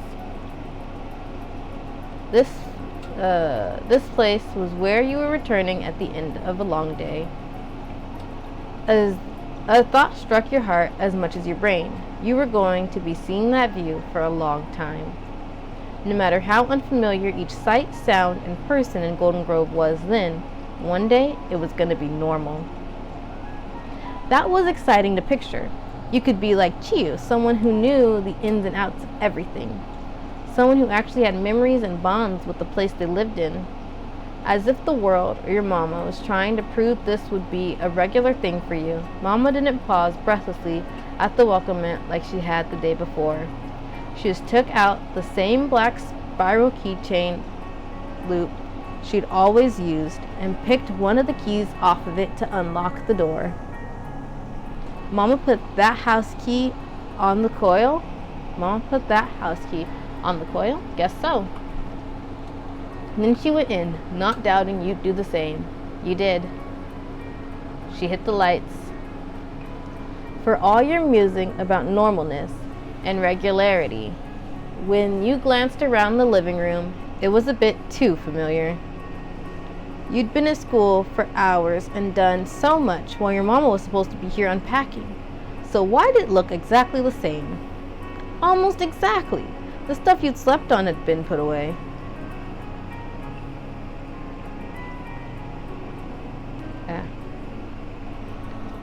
Still, there was the same mountain of boxes piled unevenly in a corner, the same sheets draped over the furniture.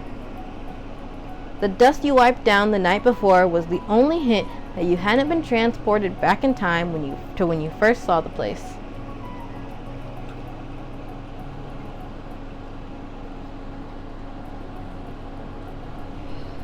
Sorry. She must have had other important things to do. That was weird. Oh well. Mama, you didn't do any unpacking. You laughed lightheartedly. Mama, you didn't unpack, you scolded. How come our stuff is still packed? You asked curiously. Okay, Mama, what were you doing this whole time? You questioned seriously. What are we gonna do? Let's get started. Wow, Mama, you're really slow at this. That's a Miles answer. I was thinking this would be a Miles answer, but I think this is probably a Miles answer.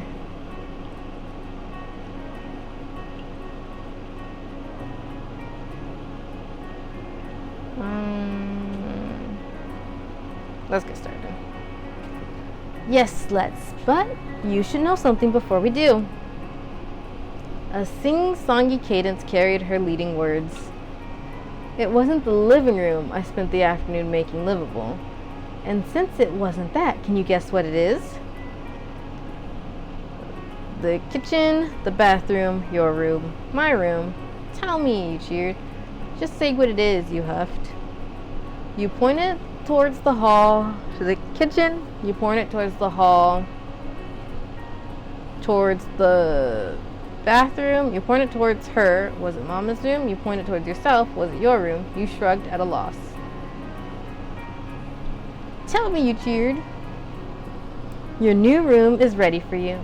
It's clean and dust-free, and I've already filled in some of the shelves.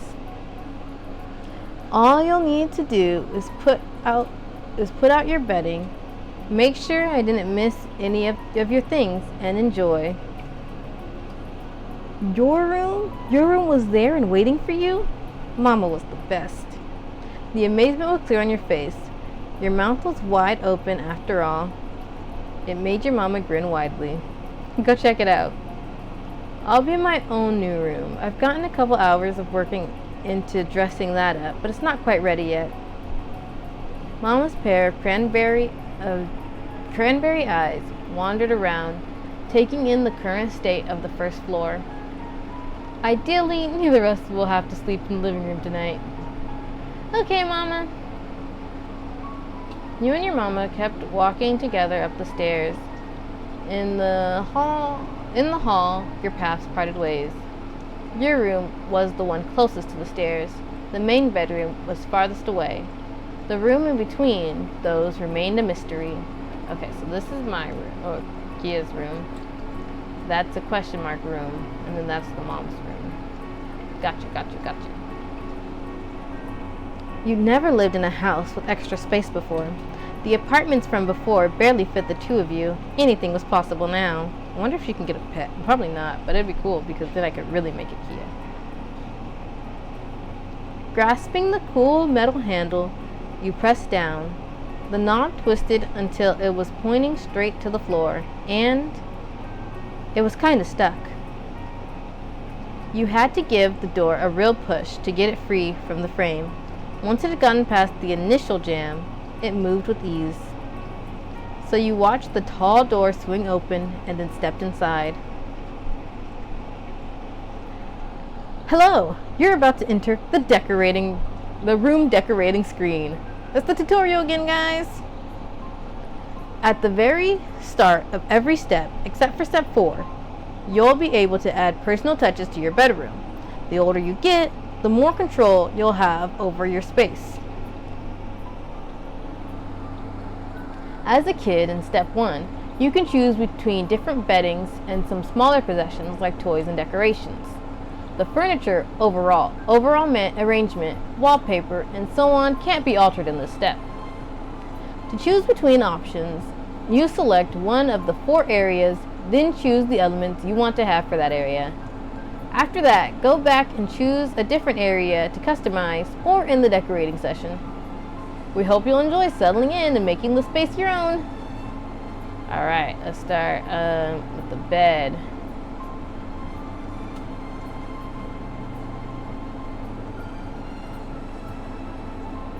Oh, that's cute. Helmet. Oh, Kia does ride a bike. I forgot about that. I think the canopy is very cute, so we're gonna keep it. It's kind of great. I keep doing that.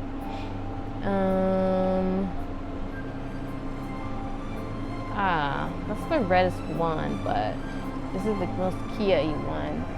I also have to consider my other characters, I feel like, but this one is kind of messy. Like the bed wasn't made, and that's kind of like Kia, you know? Like this bed is very neat and put together, you know? And this one is like, yeah, it's there. And there's this one.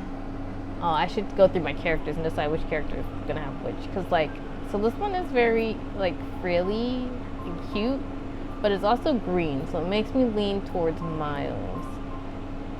This one's Ryan. This one's easily Ryan. This is Ryan.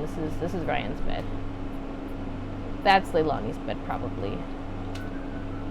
But then it comes to these ones. Oh, okay. I think this is probably Paisley's bed.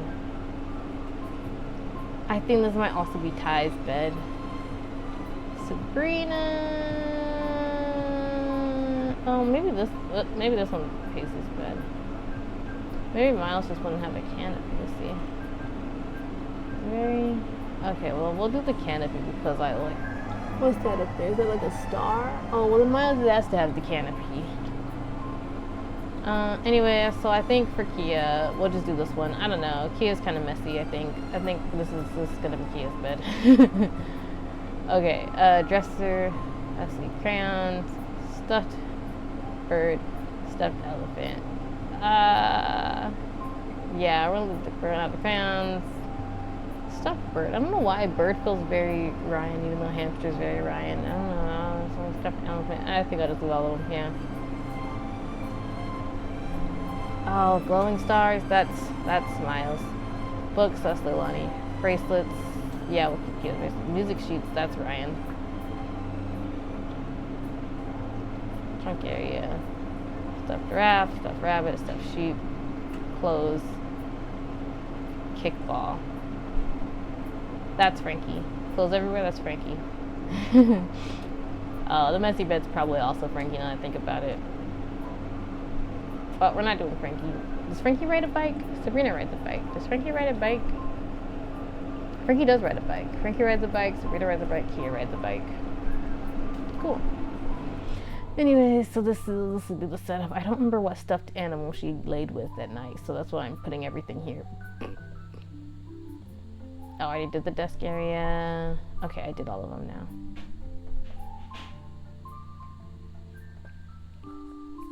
Yeah. What does this look like? Oh, and we get to see the whole room for a moment. Nice, nice, nice. Okay. Done. And done.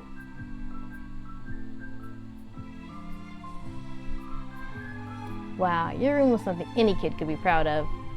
It was wonderful. You were so happy it almost made you cry. Nope, made you sad. That would do.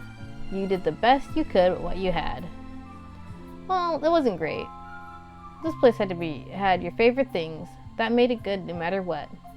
The room was alright. Maybe it'd grow on you. Maybe you'd hate it in a few days. It was completely terrible. I think he is pretty proud.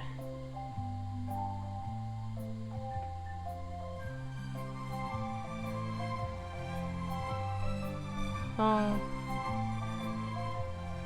This place had your favorite things and that made it good no matter what. I think they're going with that one. It hadn't taken until nighttime to get your things just how you wanted them. You stepped into a corner to admire your handiwork. Maybe I should have taken off the canopy. Anyway, it's okay. Indecision. The floor space of the room was bigger than your last one. The ceiling was a lot lower. Though. It was sloped with the roof of the house, and the windows were angled towards the treetops and sky. You had something really special there. You thought you had something really special there. And there was a knock and a voice.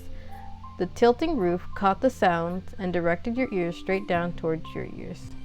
Wait, directed them straight down into your ears. Kia, can I come in? Yes.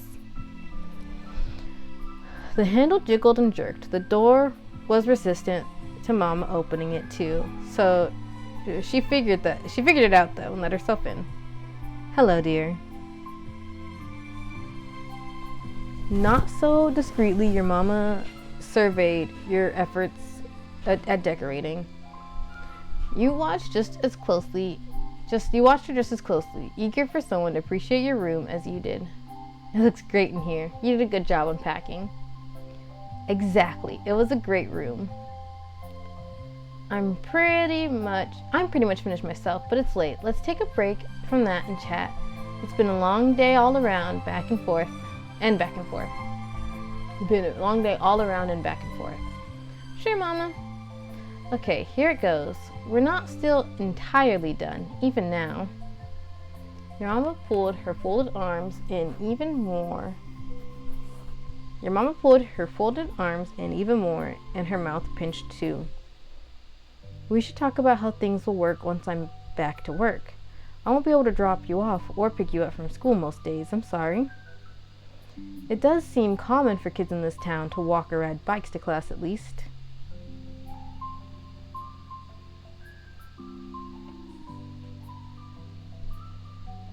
You had a bike. You had a bike with training wheels. You owned a skateboard, not a bike.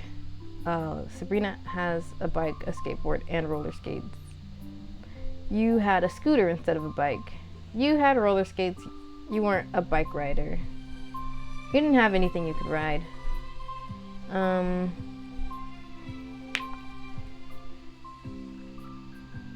Training wheels? No, training wheels.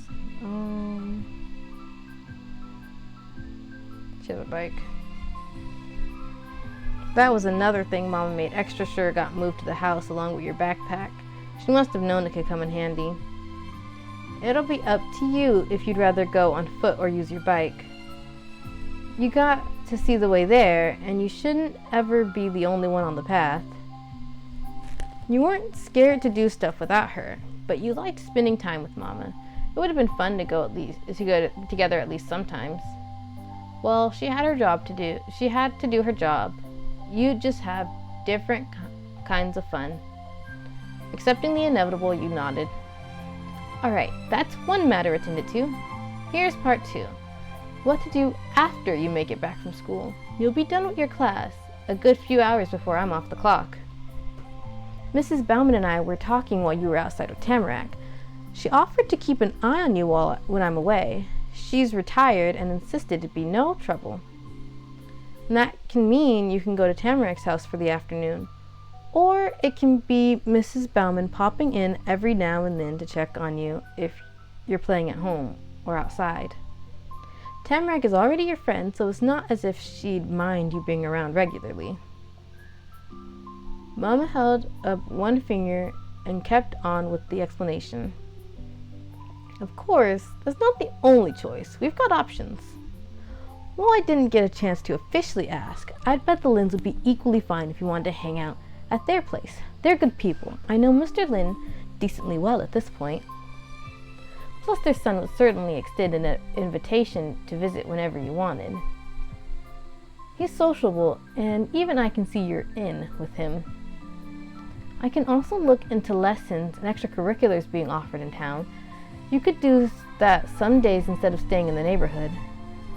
Maybe you'd want to take up an instrument or learn how to dance, and I would be able to come get you from there when it was done. The hand finally came down, and that must have been all the possibilities she could think of.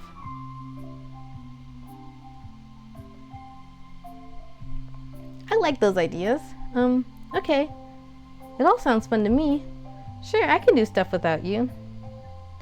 After school just got way more exciting. You grinned to yourself. Those were worse things, you concluded. Your days just got way more difficult, you grimaced. Whatever, Mama. I didn't think you'd be around anyway, you murmured. That's way better than having nothing to do like before.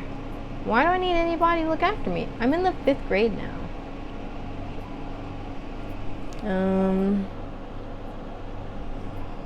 Sorry, I'm about to backtrack. I think maybe, no. Well, yeah, wait, let's put training wheels on her bike. I know, I'm backtracking, hold up.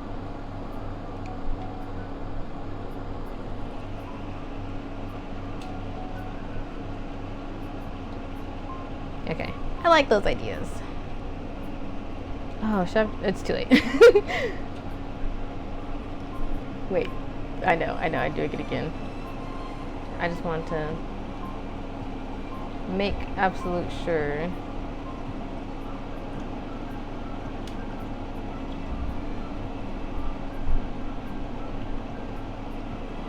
Okay, yeah, just want to make absolute sure I didn't miss anything since whoops, I forgot. I pressed the wrong button. Sorry about that.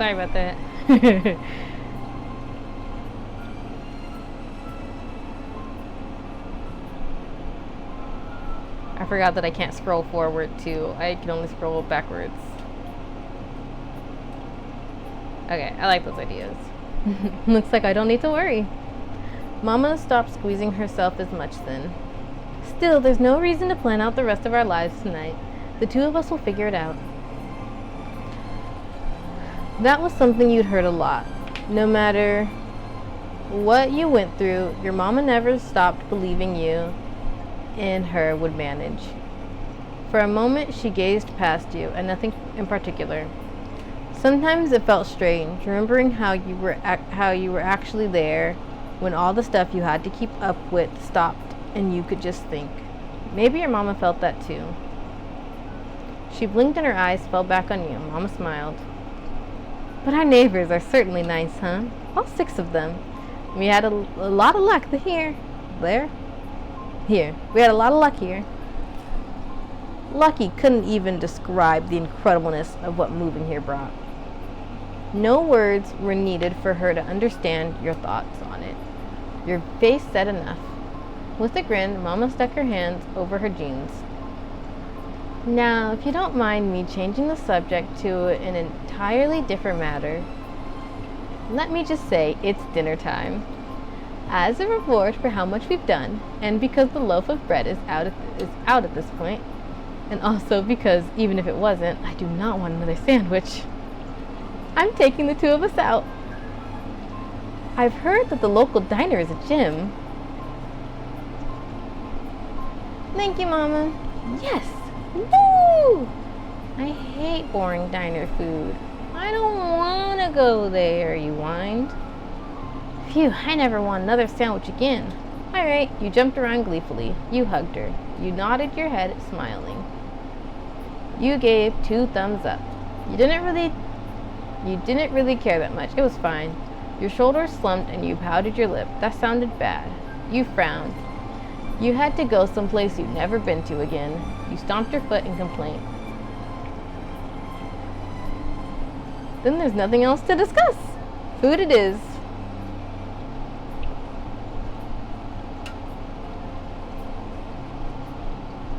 Wait, you had a realization. What about Chiyu? Wait, you had a huge realization. What about Tamarack? Wait, you had a huge realization. What about Tamarack and Chiyu? Agreed, you were definitely hungry. Well, they're having dinner at the places they were going to, weren't they?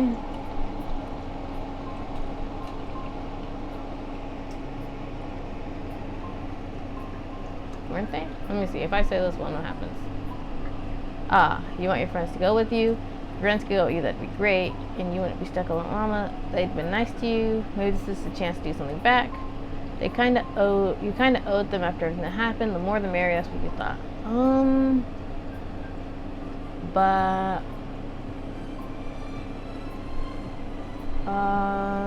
Oh, this is a hard one.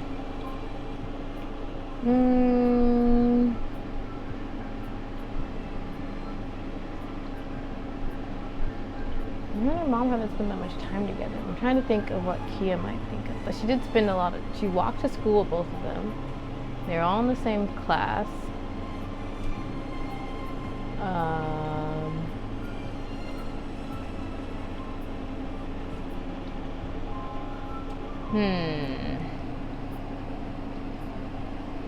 They're in the same class. This is all the same day. So they walked to school together. They're in the same class. They stayed after school together for a little bit, and then Kia hung out with Tamarack. I think she's okay with just going to go eat.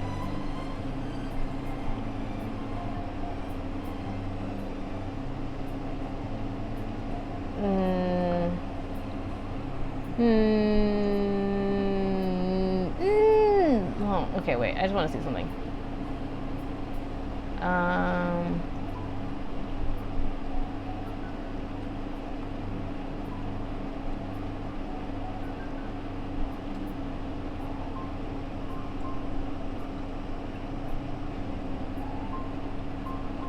It was so much better to you, invite you to walk to school, then Tamarack invite you to her house. It could be your turn to let them do something. At least if your mama would be okay with that. Oh, and she's parents and Tamarack's grandparents too.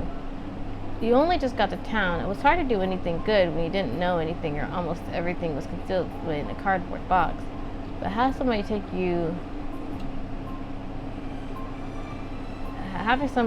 out to dinner was an even bigger deal than all that. How many kids could do it? Not many. It costs money. Though Chiyu went over to Darren's house, didn't he? But Miss Murray said he had to be home by dinner time. Yeah, it'd be totally fine. You grasped Mama's cotton cardigan. It felt soft and familiar as your old baby blanket. She tilted her gently pointed chin downwards. You had her attention. Yes, Kia?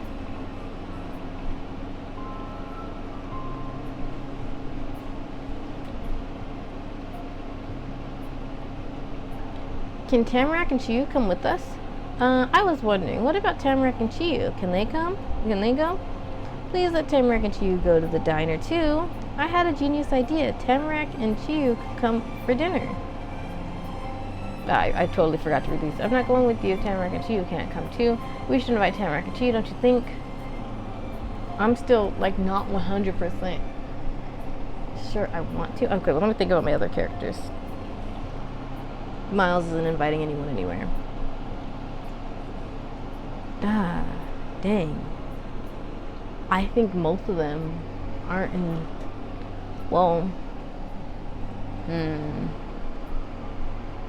yeah, I think a lot of my other characters wouldn't. So, let's do this. We're gonna stick with this one because I think Kia is the most likely to invite people. Maybe Ryan, but I don't really 100% know yet. Probably how it plays through. Because I don't think Miles is going to jump at inviting someone. And Paisley might, because she likes to pay people back, but also she also put, well,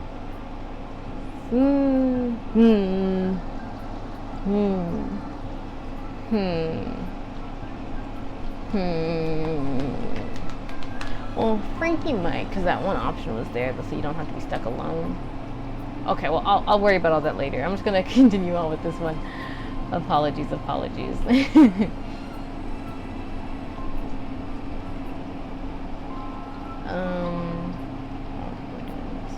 hours. I can't guarantee that both of them will get to do this on such short notice, however. I at least am not saying no. Let me see what I can do. Trying not to get too excited, you crushed your hands into fists and stood stick straight. It might really happen. Mama hunched over to reach around herself. She was never without her chunky silver cell phone. It had lived in her back pocket for years. The sheen of the paint had nearly worn away, and one corner of the screen had a snowflake shaped crack. But it only needed to work, according to your mama anyway.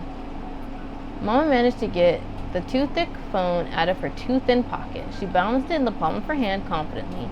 With that, nothing could stop her. Hopefully. One of the other things that happened while you were outside with Tamarack is I got Mrs. Bauman's home and cell numbers. I'm nothing if not productive. I can call her up right now. After a few taps, she brought the phone to her ear and waited. And she kept waiting. So did you. How many times did it rung? How many times were left until it hung up? How long did it take to answer a phone? Finally, there was a sign of something. Mama's lips pulled into a polite smile, and her eyes widened eagerly. The biggest hint, though, was that she started talking to Tamarack's grandma. Hello, Mrs. Bauman. I'm sorry for bothering you at this hour. I hope I'm not interrupting anything. Uh-huh. Your mama quieted down. She was listening attentively. Nothing to do but wait. It was the ringing phone all over again. If only you could hear what was happening too. Mama thought it was bad manners to share phone conversations unless the person was already expecting that. Privacy was priceless, especially when it breaches the trust. When breaches of trust could get a company sued. Mrs. Bauman must have had a lot to say in the conversation. She didn't know what was going to happen, as Mama stayed silent for a while. A couple times her mouth began to open like she was just about to say something, but then she had to snap it back up and listen some more. After an entire eternity, your mama succeeded in getting some words in. Well, since you haven't settled down for the night, I wanted to ask if Tamarack might be able to come over for dinner. He and I are going to try out the local diner. Ah! Mama's face had twisted into a wince. Even you caught how loudly Granny exclaimed. You wanted to know what was being said, but not like that. The shout wasn't enough to scare off your mama. She regained her poise and pressed on. Yes, that's the one. You're familiar with it then? Uh-huh. Mm-hmm. There was nodding and mm-hmming for another minute or something like that until... Thank you. Key and I are grateful for that. On saying your name, Mama made eye contact. A wordless understanding passed between the two of you. Mission accomplished. We'll come by and get her in just a few minutes. Thank you again. Goodbye. Mama jabbed her hand to the phone with gusto. Tamarack can join us. Mrs. Bauman is a fan of the diner herself. She thought it'd be a lovely way for you young ones to celebrate the first day of school. Wow, thanks, Mama. That's one down. She winked. Luckily, I've had Mr. Lynn's number for quite a while now. He shouldn't be surprised by a call from me. I'll check if he's free to talk. Mama clicked along to find the next Mama clicked along the phone to find the next contact. Then it went straight to the side of her head again. Shocking to you and her, Mama got a response in a matter of seconds. Ah, hello, Mr. Lynn. Good evening to you. I'm sorry if this is a bad time. No, everything is completely fine. Then the rapid conversation came to a pause on Mama's end. Her lips pressed together in a silence. It didn't last long. She was smiling again, in less time than it took to tie your shoes if you were good at doing that. That's wonderful. Oh, but the reason I called is that we were curious if Chiu might be able to join us for dinner tonight. I'm taking Kia and Tamarack out to the local diner. It'd be my treat. Another tiny pause happened, and her grin grew more over the space of it. She even laughed at something. Yes, I can imagine. The pair of parents ummed and chuckled at a couple of times more. At least you assumed Mr. Lynn was in a good mood. It'd be weird if Mama was amused by him being mad. And then the call wrapped up. Thank you. All right, goodbye. With a sense of finality, your Mama stuck her phone into its home in her jeans. 2 for 2. Mr. and Mrs. Lynn Mr. and Mrs. Lynn are apparently entirely used to these kinds of requests. He had joked that whenever he gets a call on his own phone, there's at least a 50% chance it's actually for Chiu. Was that why he finished the conversation so fast? Maybe it had to do with his job. Either way, Chiu's dad got stuff done. I'm sorry for Mr. Lynn having to lobby that many queries, but it works out for us. That means Chiu can come along. A dinner with your Mama and you. It happened basically every single day of your life. And a dinner at a diner you'd never been to before didn't happen much. But a diner with Tamarack and Chiu had never happened before. This is so cool! Mama smiled as you did. We shouldn't keep them waiting. Sparkle, sparkle, sparkle, sparkle. I'll get my scarf. Make sure you wear good shoes. It'll be chilly out there and I'm starving. Same for you. Your stomach was a huge empty pit. If you didn't eat soon, it might suck you in. You did everything you could think of before leaving as fast as you could do it. Then you were braving the unknown in search of sustenance. And your friends. Oh. You were outside at night. That was not the same as walking around during daytime. The orange-hued street lamps glowed like torches. The formerly orange trees turned an unnatural purple, and the tarmac expanse of the cul-de-sac could easily be perfectly still, endlessly deep, could be a perfectly still, endlessly deep lake. If you tripped, you could fall in and disappear forever. So cool! Ideas for exciting nighttime games were already filling your head.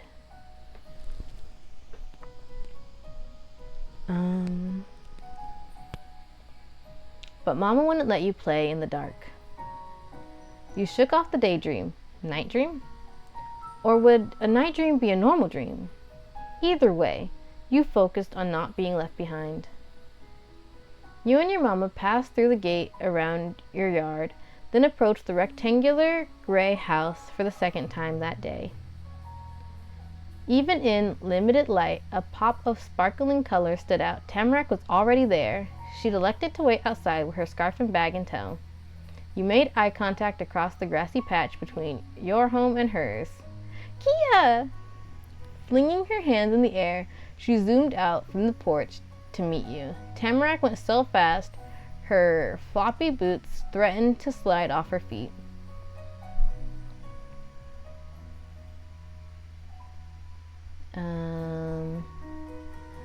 Tamarack! You ran to meet her part way. You ran over and barreled into a hug. You held your arms open for her.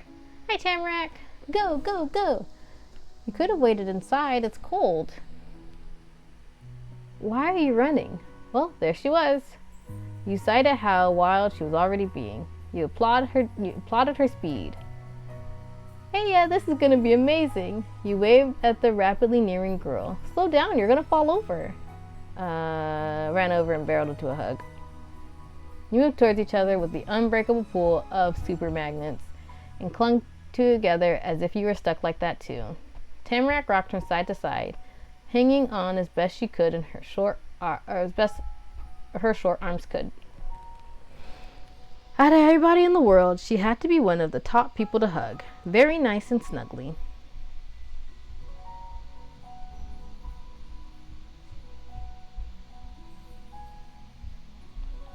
There's the dialogue options.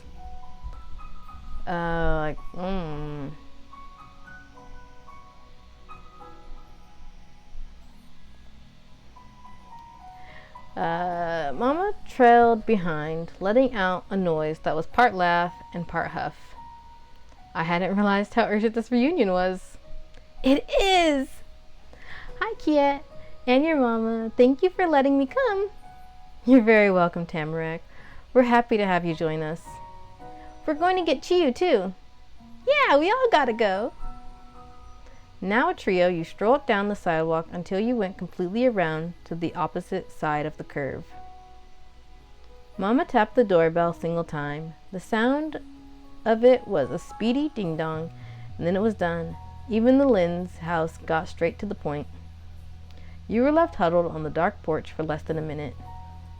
The one who answered wasn't Mrs. Lynn. It wasn't either of the adults. It was Chiyu himself, standing in the open doorway. He was all lit up from behind. That cast harsh shadows over his features. Chiyu's face was still beaming on its own. Hey, I haven't seen you two in forever. We missed the whole best part of the day. Hi, Chiyu. Hi. Hey, it's so great we can go to the diner. Well, I'm here now. It's your fault you were gone, you snickered at him. Yeah, way too long. I wish you hadn't been gone before. You waved hello, you shuffled in place, you hugged him with both arms. You put an arm over his shoulder, you lifted a hand for a high five.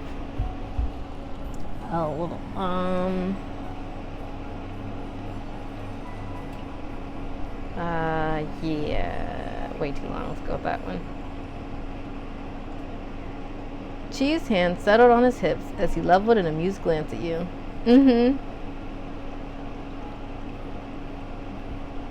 Oh, and then you still get to... Oh, I guess I could have shouted for her and then hugged. He's taller than her, but...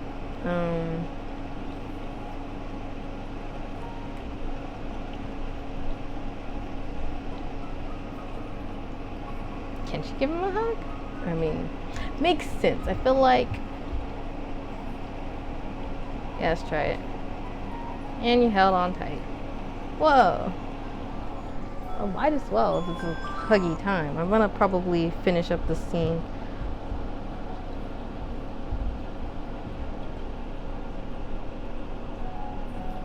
Okay. The sturdy fabric of his jacket crinkled resistantly against your squeeze. His notebook in the secret pocket poked your stomach, and the fur encircling his face scratched your nose.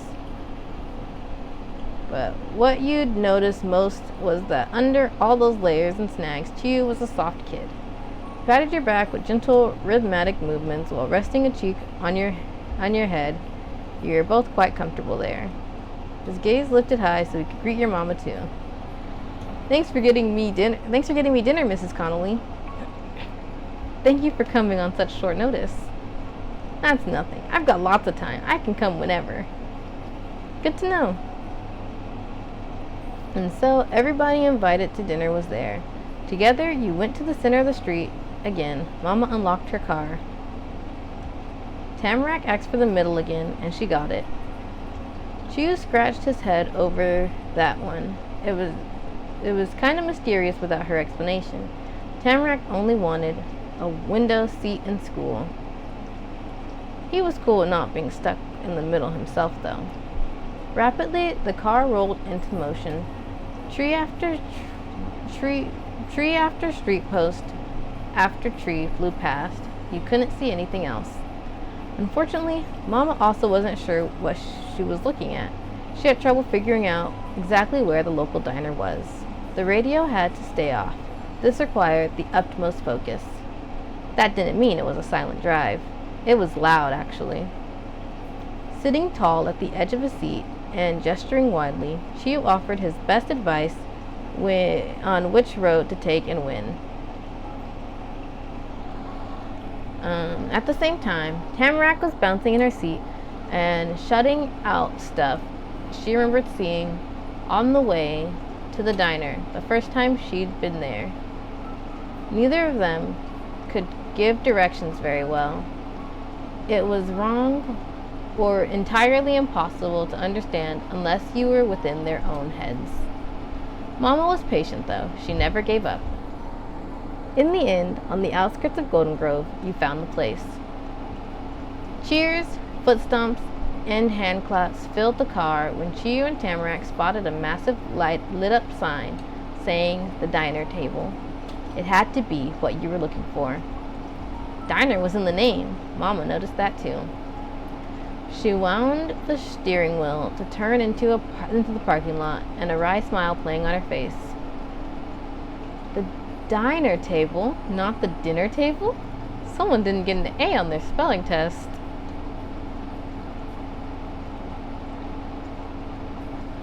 I like it.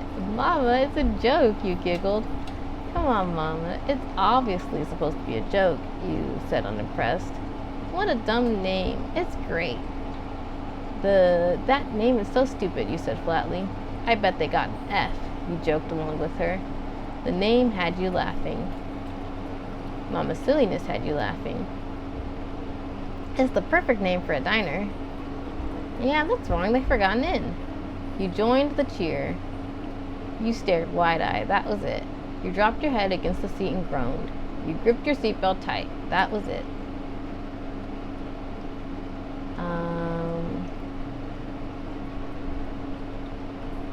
I bet they got an F, you joked along with her. Or maybe she would just laugh. Yeah, let's just laugh. It's always been named that. That doesn't mean it wasn't an accident originally, but it's memorable at least. The car came to a stop under the glow of the building. There were no lamps in the parking lot, but that only made the area more noticeable. Light poured from front windows, larger than you were. It was a beacon of hospitality deep in the forest and high on a mountain. After a quick head count, all four of you went in. Mama led the way. She held the door and swept out her other hand as if to say, after you. I'm getting kind of hungry. I'm trying to decide if I should stop here or keep going.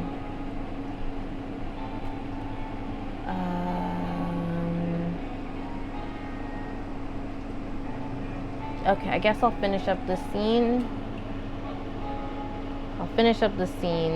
And then I'll get off. I think. What if the scene is long? Hang on.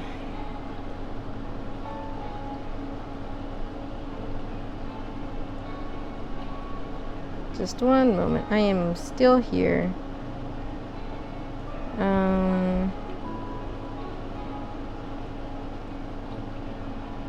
Oh shoot.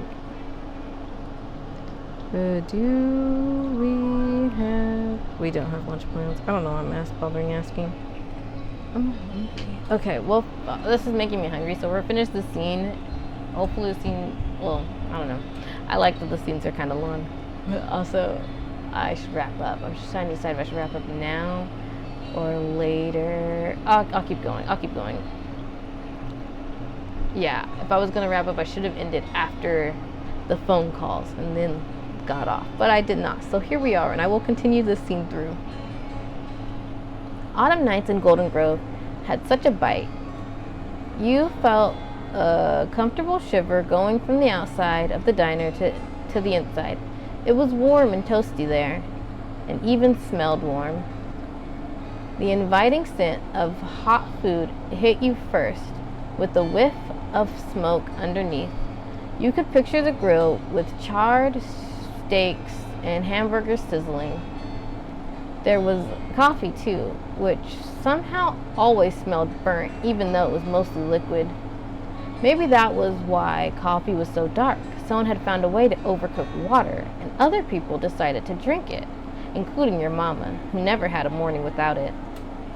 Impatiently shifting in place, you craned your neck to glance around more. Who else decided to be there at the diner table on a chilly Monday?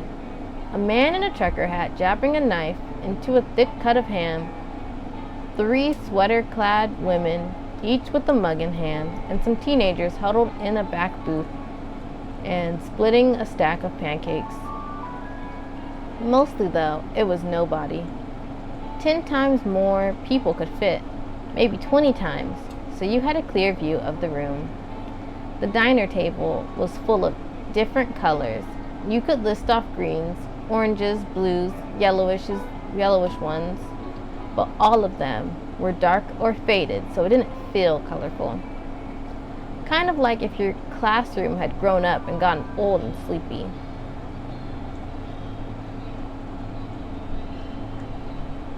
You didn't mind that. Nothing could always be new. Weird. Awesome. It was hideous in a cool way. There was no gym. That was no gym. It was a dirt clump. It was exactly what you would imagine when Mama said you were going to the town's diner. How disappointing. You'd been right to want to have dinner there. You weren't sure about the place. The dark emptiness made it feel creepy. We'll go with, you didn't mind that. Nothing could always be new. Oh, she kind of liked the oldness of the house. I should have said awesome.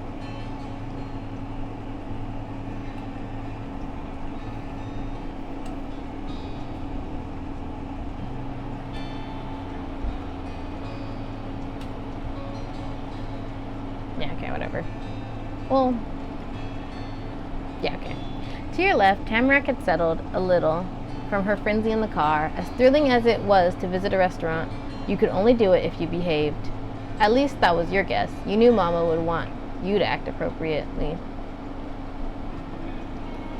Excuse me. On your right, Chew stood nonchalantly, slowly shifting his weight from one foot to the other. There was nothing interesting to see there for a boy like him. Except for you. He kept smirking whenever he noticed you looking. Soon, a tall lady with tall hair came over from the kitchen to the main counter. She said she was the hostess and would show you to a table. Your mama negotiated for a booth instead. Plenty were open after all. The woman agreed to those terms and grabbed some menus off the stand. Thank you.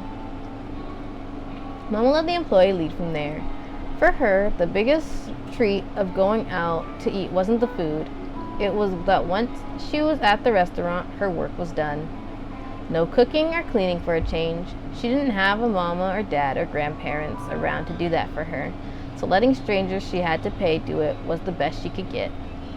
The hostess took you further into the restaurant, past the sweater gals, but not as far back as the pancake pals. She left the pile of menus on the table, thanked you for stopping in, promised your server would be there to help soon, and walked away in a matter of seconds.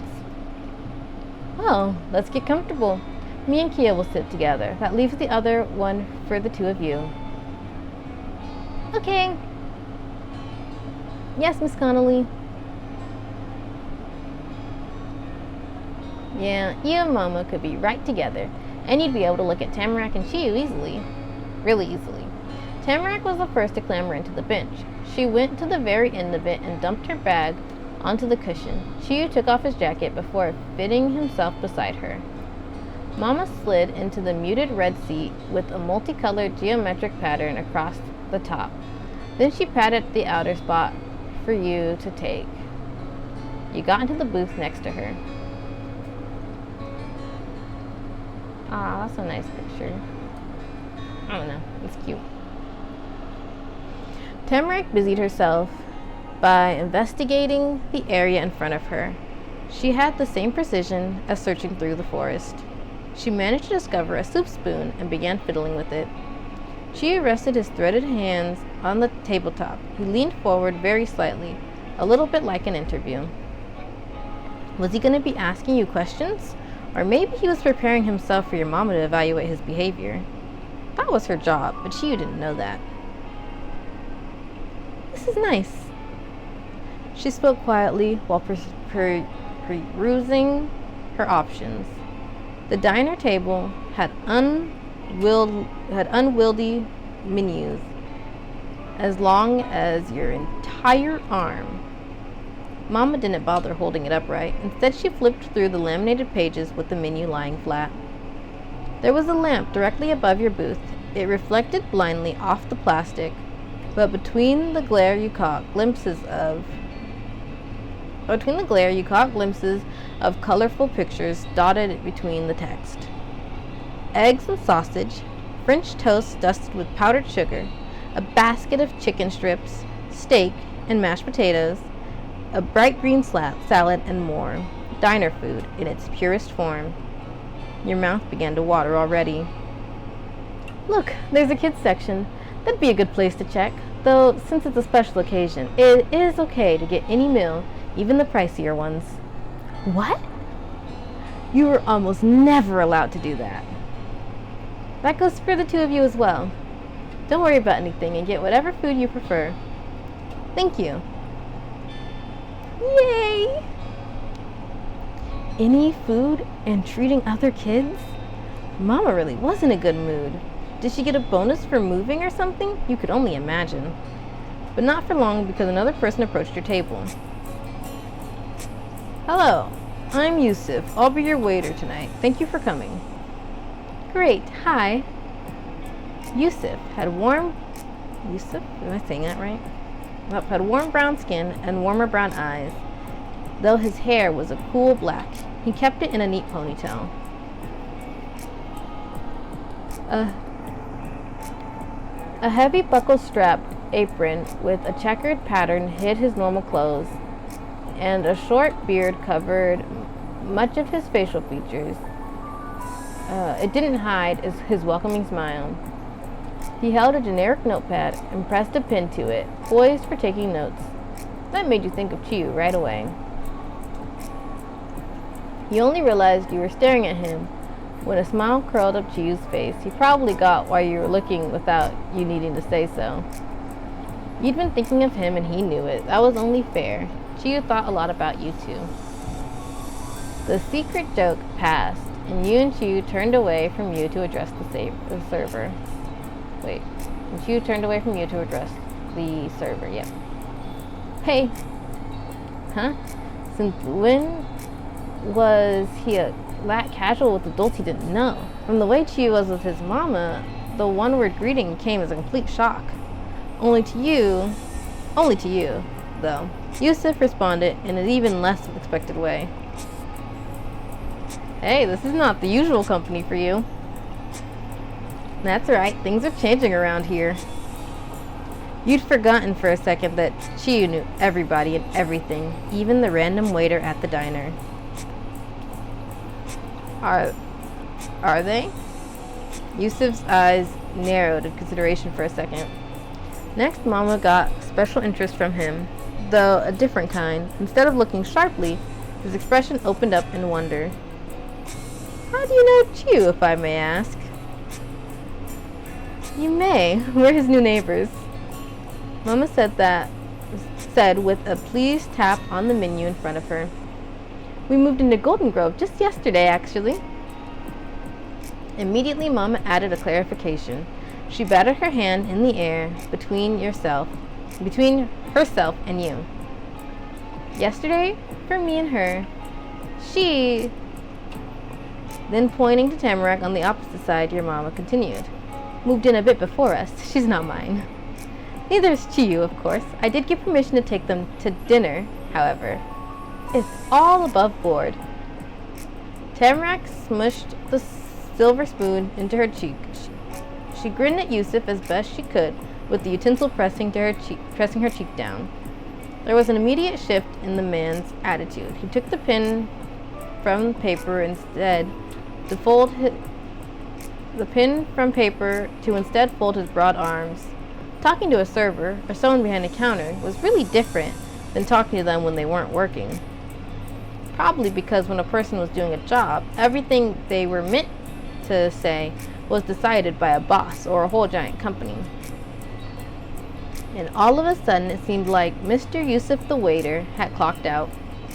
Welcome to town. Can I ask your names? Sure. I'm Opal Connolly. This is my daughter, Kia. I'm Tamarack. I saw you before with my Omi and Opa. Opa liked your beard. I thought that might have been you. Give your Opa my thanks. His beard is nice as well. I am Mr. Kian Yusuf. I also live in Golden Grove. He recited an instruction exactly the way Chiyu would have wanted him to. Well, besides spelling it out.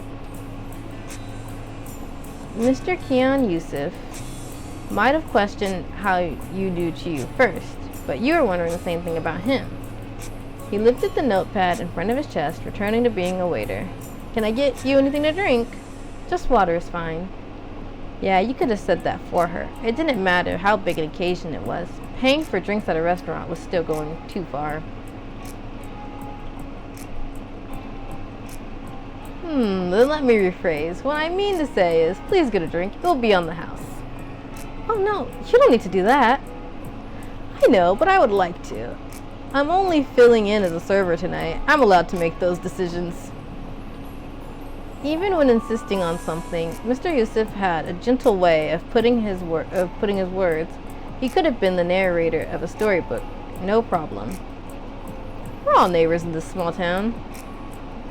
In a town this small. Chiyu nodded along and even gave a thumbs up. They were in cahoots.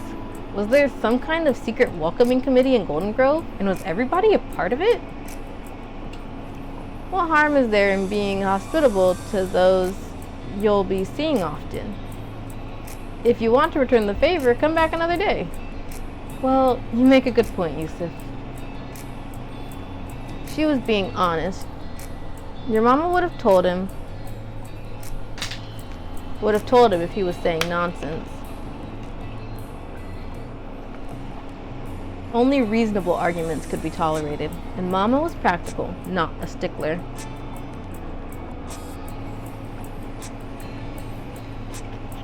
If you're sure, I'll have a cup of water and, a root beer. Extra ice. I haven't had that in years. I feel festive. Mama's newly chipper mood was contagious, and Yusuf gave a rumbly chuckle. It's a festive day, is it? I imagine you're celebrating your new home. I could add a scoop of ice cream to that. She boggled at Yusuf and his many sweet suggestions, though it was with a smile. There was no reason to go through the process of accepting a kind gesture again. Mama embraced it wholeheartedly. A root beer float it is. Root beer float. He repeated her words as he wrote them down, speaking even more softly than before. Your mama, a person who never ordered anything more exciting than water with a slice of lemon for your entire life, was gonna get a root beer float?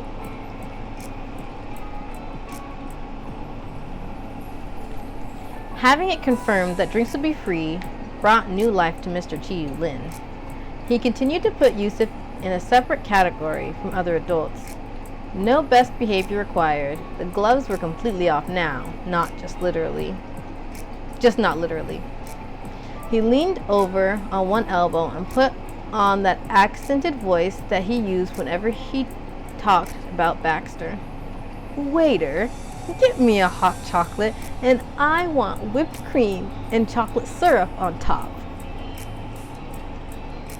After how indulgent Yusuf had been with Mama, Chia's request was met with a flat skepticism.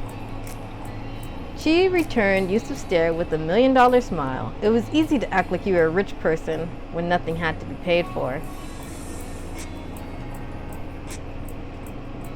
Mr. Yusuf put a hand to the table and lowered himself towards the younger boy, like it was some kind of negotiation, and in a way, it was. I will give it to you, but the powder will be stirred into water.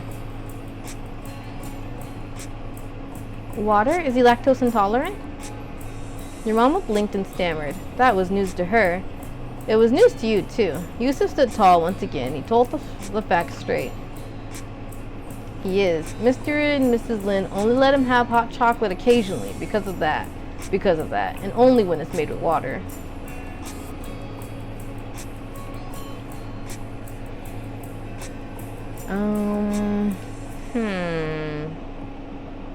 Is Kia lactose intolerant? My sisters are lactose intolerant. I'm trying to decide where what should go.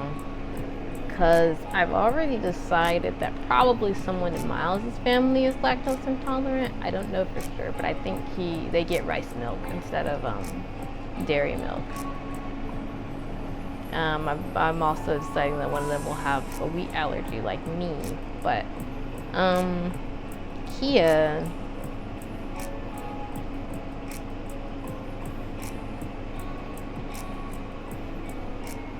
I haven't considered yet. I haven't thought about her at all in this. I'll just let her not be, I guess. You'd never forget that you couldn't have milk. That was an important thing to know. They may not be here in person, but I will still follow their wishes. Fine, you can make it with water.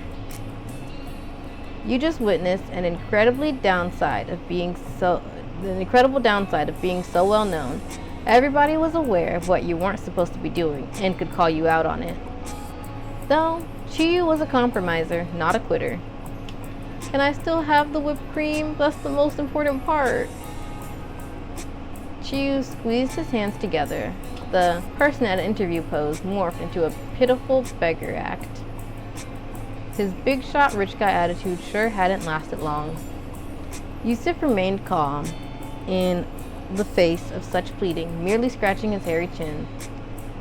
Because I respect your parents, I won't give their son a full cup of milk. But because I'm not your parent, I can look past a bit of whipped cream today. Yeah, thanks, Uncle. Hot chocolate secured, Chiyu smoothly transferred his tilt from his right elbow out towards the world to the left, the one inward to the table. He's not my real uncle. Kids he knows just get to call him that. Like how Tamarack's Omi is everybody's granny. Oh, wow. Really? Mm-hmm. You'd gotten a new granny, and now you might have an uncle too? He was already offering presents. Your small family of Mama and you was getting a whole lot bigger. Tamarack couldn't remain quiet any longer. You were surprised she'd waited as long as she did. Wide-eyed and rambling, Tamarack went through the process of requesting a special drink.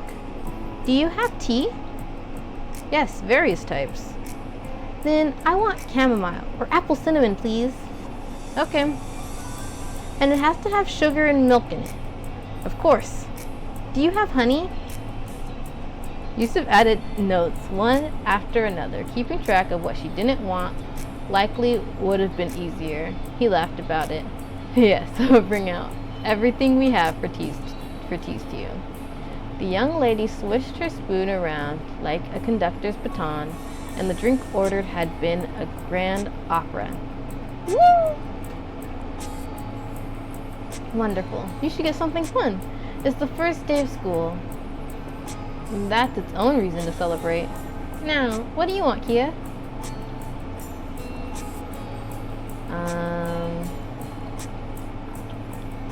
You told the waiter what you're thinking yourself. You whispered an answer to Mama. You pointed on the menu at what you wanted. You shook your head, not wanting to do this at all. Told the waiter herself. And what you said was, okay, let's see. I just want water. A glass of cola. I want a cup of orange soda. I'll have a lemon lime soda. Can I get ginger ale? Do you have apple cider, the cold kind? Do you have hot apple cider? I'd like a glass of milk. I'll have hot tea too. Just normal root beer. I want a root beer float too. A glass of lemonade. Do you have Shirley Temples? A milkshake. I'd like some hot chocolate. Coffee. A milkshake.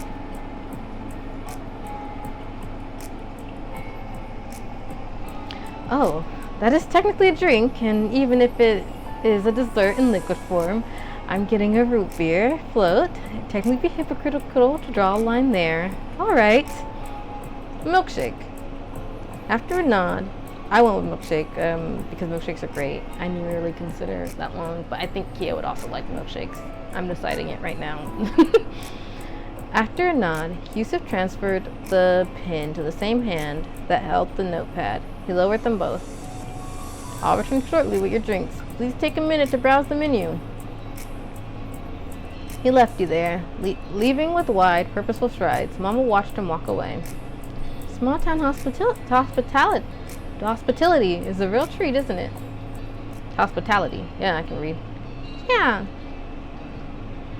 You quietly glanced at the menu, the meal options. During the time, the man who had the ham and the hat left. The ham was gone. He still had the hat. Then Yusuf reappeared to serve a round of drinks. You put in the dinner order before he left.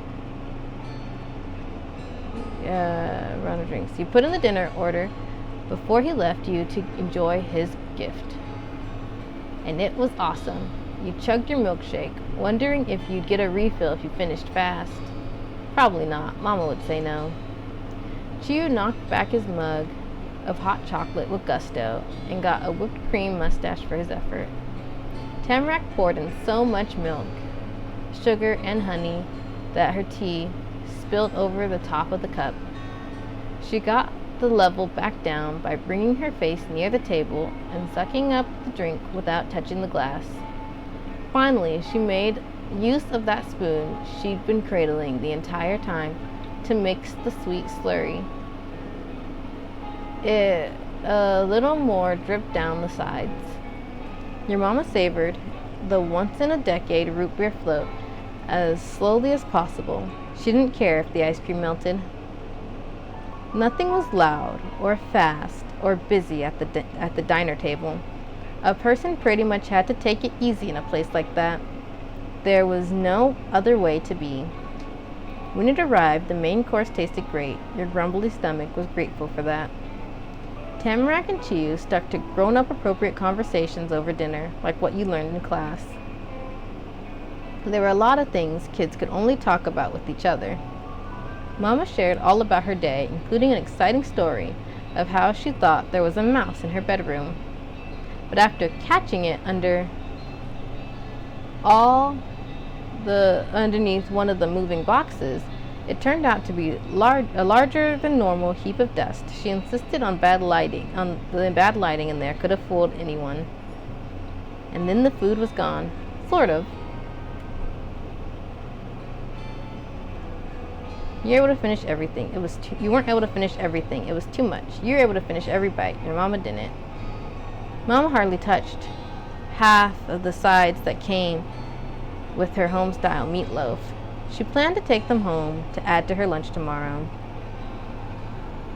In a rare event, Chiyu and Tamarack and you were all a total match. They left not one crumb, nor a single drop either. The plates were completely stacked, and used napkins were piled on top. Your mama made sure the table was as neat as a mess of dirty stuff could be. That tower of dishes caught your waiter's attention, and Yusuf approached your booth once more.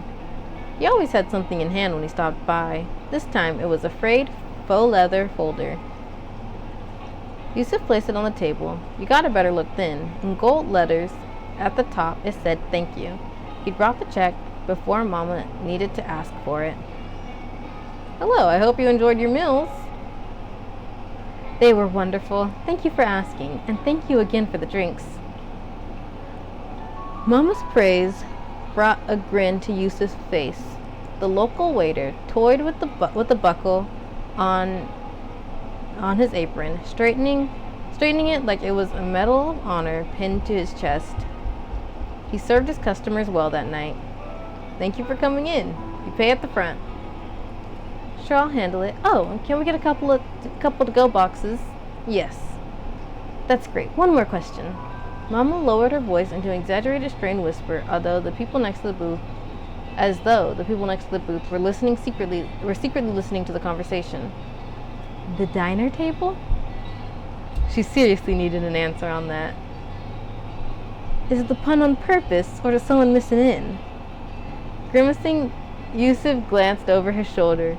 He shared her pain and her concerns about being heard. I would not have chosen that if it had been up to me. But yes, that is the intended name. There you have it. That's all.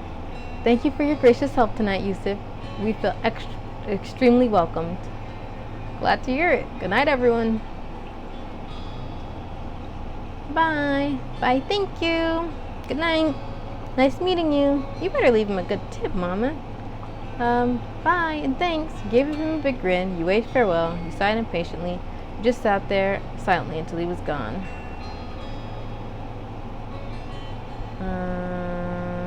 Bye, thank you. Maybe she should have said nice meeting you. It's okay. Yusuf offered one last friendly smile, then took a couple of dishes and 2 cups off to the kitchen. Could you stand up for a minute, dear? I need to get past. Not without some hesitation, you scooted out of your seat. You'd been having fun, and it was practically over.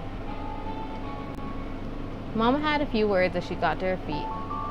Stay in the booth while I'm gone. I'll come right back, and then we'll pack up the leftovers and head home, okay? Yep. She left in the opposite direction Yusuf had gone. Her footsteps were muted thumps against the thin carpet. You had the booth to yourself then. None of the grown-ups were left. When Chiyo was sure of that, he abruptly stretched himself farther across the table, poised like he was ready to pounce. I found the stuff. And that was as long as he could hold a straight face. Chiyo erupted with laughter.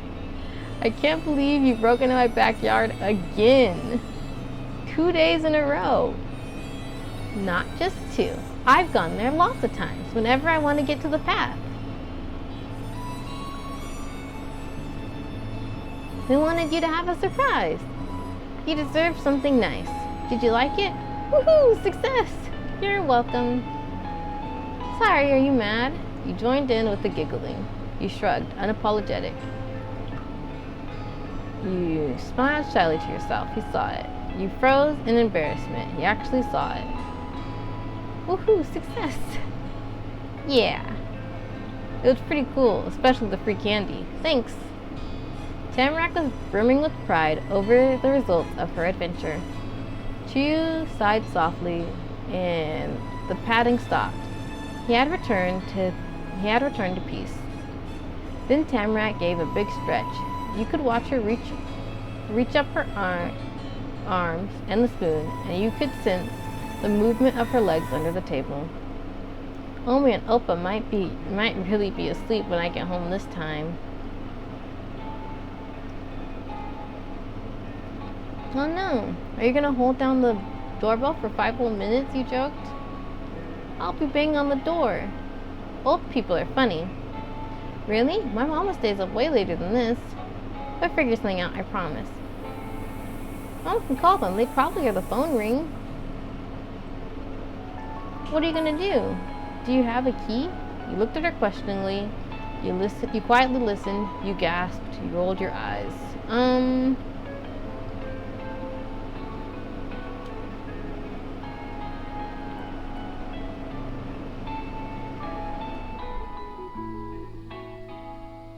Mama can call them, probably hit the doorbell. That's a good idea. Or maybe I'll have to sleep outside. I'll hide under a bush in my backyard. What? Not really. They'll get up. Sheesh, Tamarack. That was all she wanted to say about it, and Tamarack started talking about a totally different thing. She chattered while tapping her heels against the back support of the booth. I came to this diner place a few days ago. Before that, I'd never seen it. Cool. I've been here tons of times. Me and my mom and dad are regulars. Wow, I've never been regular anywhere. I bet you could be now. 2 down, 8 to go for Tamarack. 1 down, 9 to go for Kia. Or something. It could be a dozen visits that make somebody irregular, or 20. Chia's attempt at giving regular advice tapered into nothing. He might have been 1, but putting a number to what made somebody normal somewhere wasn't easy. Oh, guess what, Kia? The question came with a low chuckle. Omi and Oppa weren't going to let me come again for weeks. Because of you, they were wrong. Thanks for bringing me, Kia. You're welcome. Her bright eyes fluttered closed. The pattering of her feet kept going. It was the only sound left. Full and warm and sleepy, you felt every second of what you'd been through lately. You'd done so much and met a lot of people. How did that much happen in only 2 days? It was unbelievable. Against your will, your body slid lower in the booth. Gravity was suddenly getting a lot harder to resist. Sitting tall was no longer an option. Your drowsy gaze wandered towards the window and the dark night beyond. There'd been nothing in the parking lot besides the diner, not even lampposts. You hadn't expected to look at anything in particular, but it was raining. That you could see. Water streamed down the glass pane. Some point between when you walked from the car into the diner table, the first sprinkle of fall began. Inside, you couldn't hear it happening even a little. The thump, thump, thump of Tamarack's boots were a close match, though.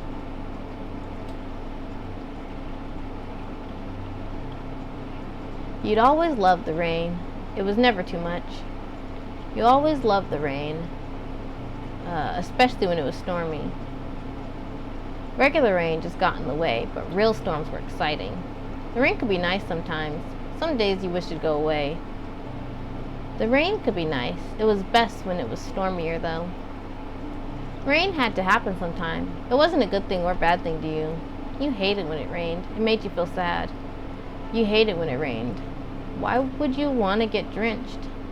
Normal rain was nice, but it was scary if thunder and lightning happened. Rain wasn't good ever, but it was even more terrible when there was thunder and lightning. Thunderbolts and lightning, very, very frightening me.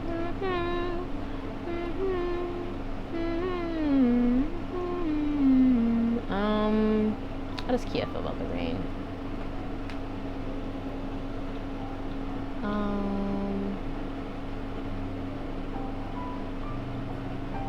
I guess she probably likes it. I don't know, storms.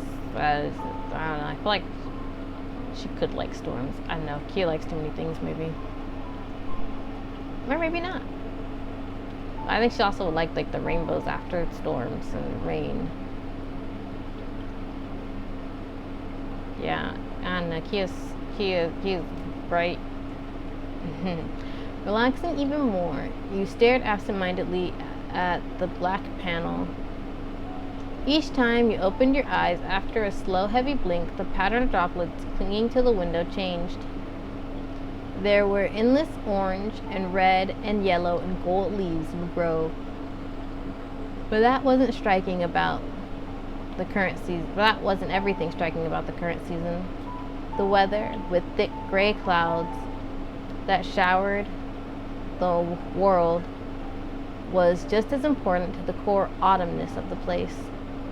When you thought of fall, the picture in your head was leaves and drops of water falling, and it had arrived. You'd arrived too. When your family wanted to go out to eat, you went to the local diner, and the waiter there treated you special because you were a local. When you needed to leave, you had a house with a room that was all set up and waiting for you to go back to. When tomorrow came, you'd continue your studies as a student at North Acre Elementary School. You were in room 24 with Mrs. Murray for the teacher. When you saw your neighbors, you'd know who they all were. And you had friends. You were going to be in that place for the rest of autumn. You'd be there still for winter, and when the new year came. Seasons would be coming and going with you in Golden Grove, for you weren't sure how long. What you did know was that every moment of it, was now your life. Oh, it's a heart. That's cute. Now that you're beginning your life in Golden Grove, you may want to check back on the details of your character or update them. The info button on the right side of the screen, right over here, bloop bloop, this little heart that popped up, that's the info button. The info button on the right side of the screen will bring up a menu with several options. The first option is your details. Here you can change your sticker, swap between multiple sets of pronouns, if applicable, toggle dress-up sections on and off, update your nickname preferences. You can also check your relationship with Chiyu and Tamarack with the Chiyu relationship and Tamarack relationship buttons on the left. Enjoy your time in Golden Grove.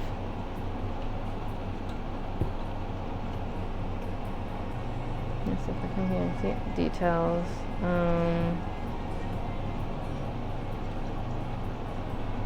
Says that you can edit them, but I don't know how. Change the sticker. That's the picture. Dress up character. I do want the dress up to be there.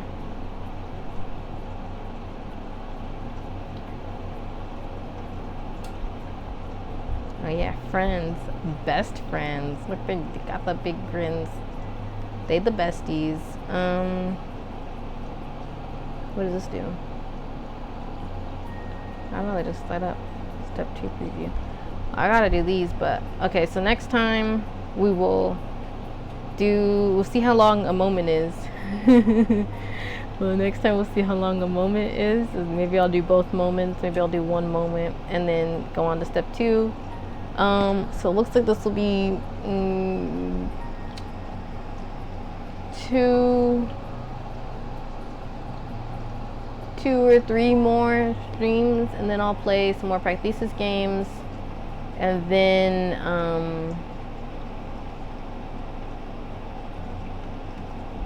I want to change her outfit back to what I had it beforehand. Can I change her clothes, please? But yeah, so next time I'll do walks, and it probably won't be super long, so I'll probably do walks and wills, and depending on how long that is, I will also do step 2 preview. But then again, maybe I'll just do walks and wills, and then that's it. And then, because there's an update coming in fall, and maybe I'll pick that back up there. Or maybe I will play as a different character. I don't know. But yeah, that's that for today. Just me knowing I saved. I gotta save again. Just to be sure. Okay, main menu. Yes. But yeah, so next time I'll do a moment or two, probably both moments, and then maybe do the step 2 preview, maybe not, I'm not sure. I'll probably just do the moments, walks and wills. I'll probably do those. And then I'll get back into Pack-Thesis games, because like I said, I was on Steam and I was looking at their things, and the I forget what who's working on the game, but they said that they're gonna update the step 1 in the demo again in the fall, and the fall is upcoming, so maybe I'll just stop at Walks and Wills. But I do want to know what the step 2 stuff would be like, so maybe I will I can always just go to the second page and then I'll save one for having completed it, and then I'll go on to step 2, and then we'll see what it's like to go on to the next step, because again I've only kind of vaguely know how these games work because I didn't play their other game. My sister played it, and then we saw a YouTube streamer, Variety Princess I think her name was, we watched her play it, but I don't know much about this game itself. I mean, I know enough about it now as I've played. Ignore that one. That was me practicing the character thing. I started here, so I played it a few days. But yeah, there we have it. Back to the main menu. Thank you for watching. I will again try to put my VODs up on YouTube. It's just, it takes a while. I only put one up there, but I posted it as unlisted. But I will post them to my Tumblr of the same name. So that they'll be somewhere and you could find them, even though like it won't be available on YouTube, if that makes sense. Alright, this has been fun. I will play some more probably tomorrow morning, same time about, and yeah. Alright, thank you for watching. Bye.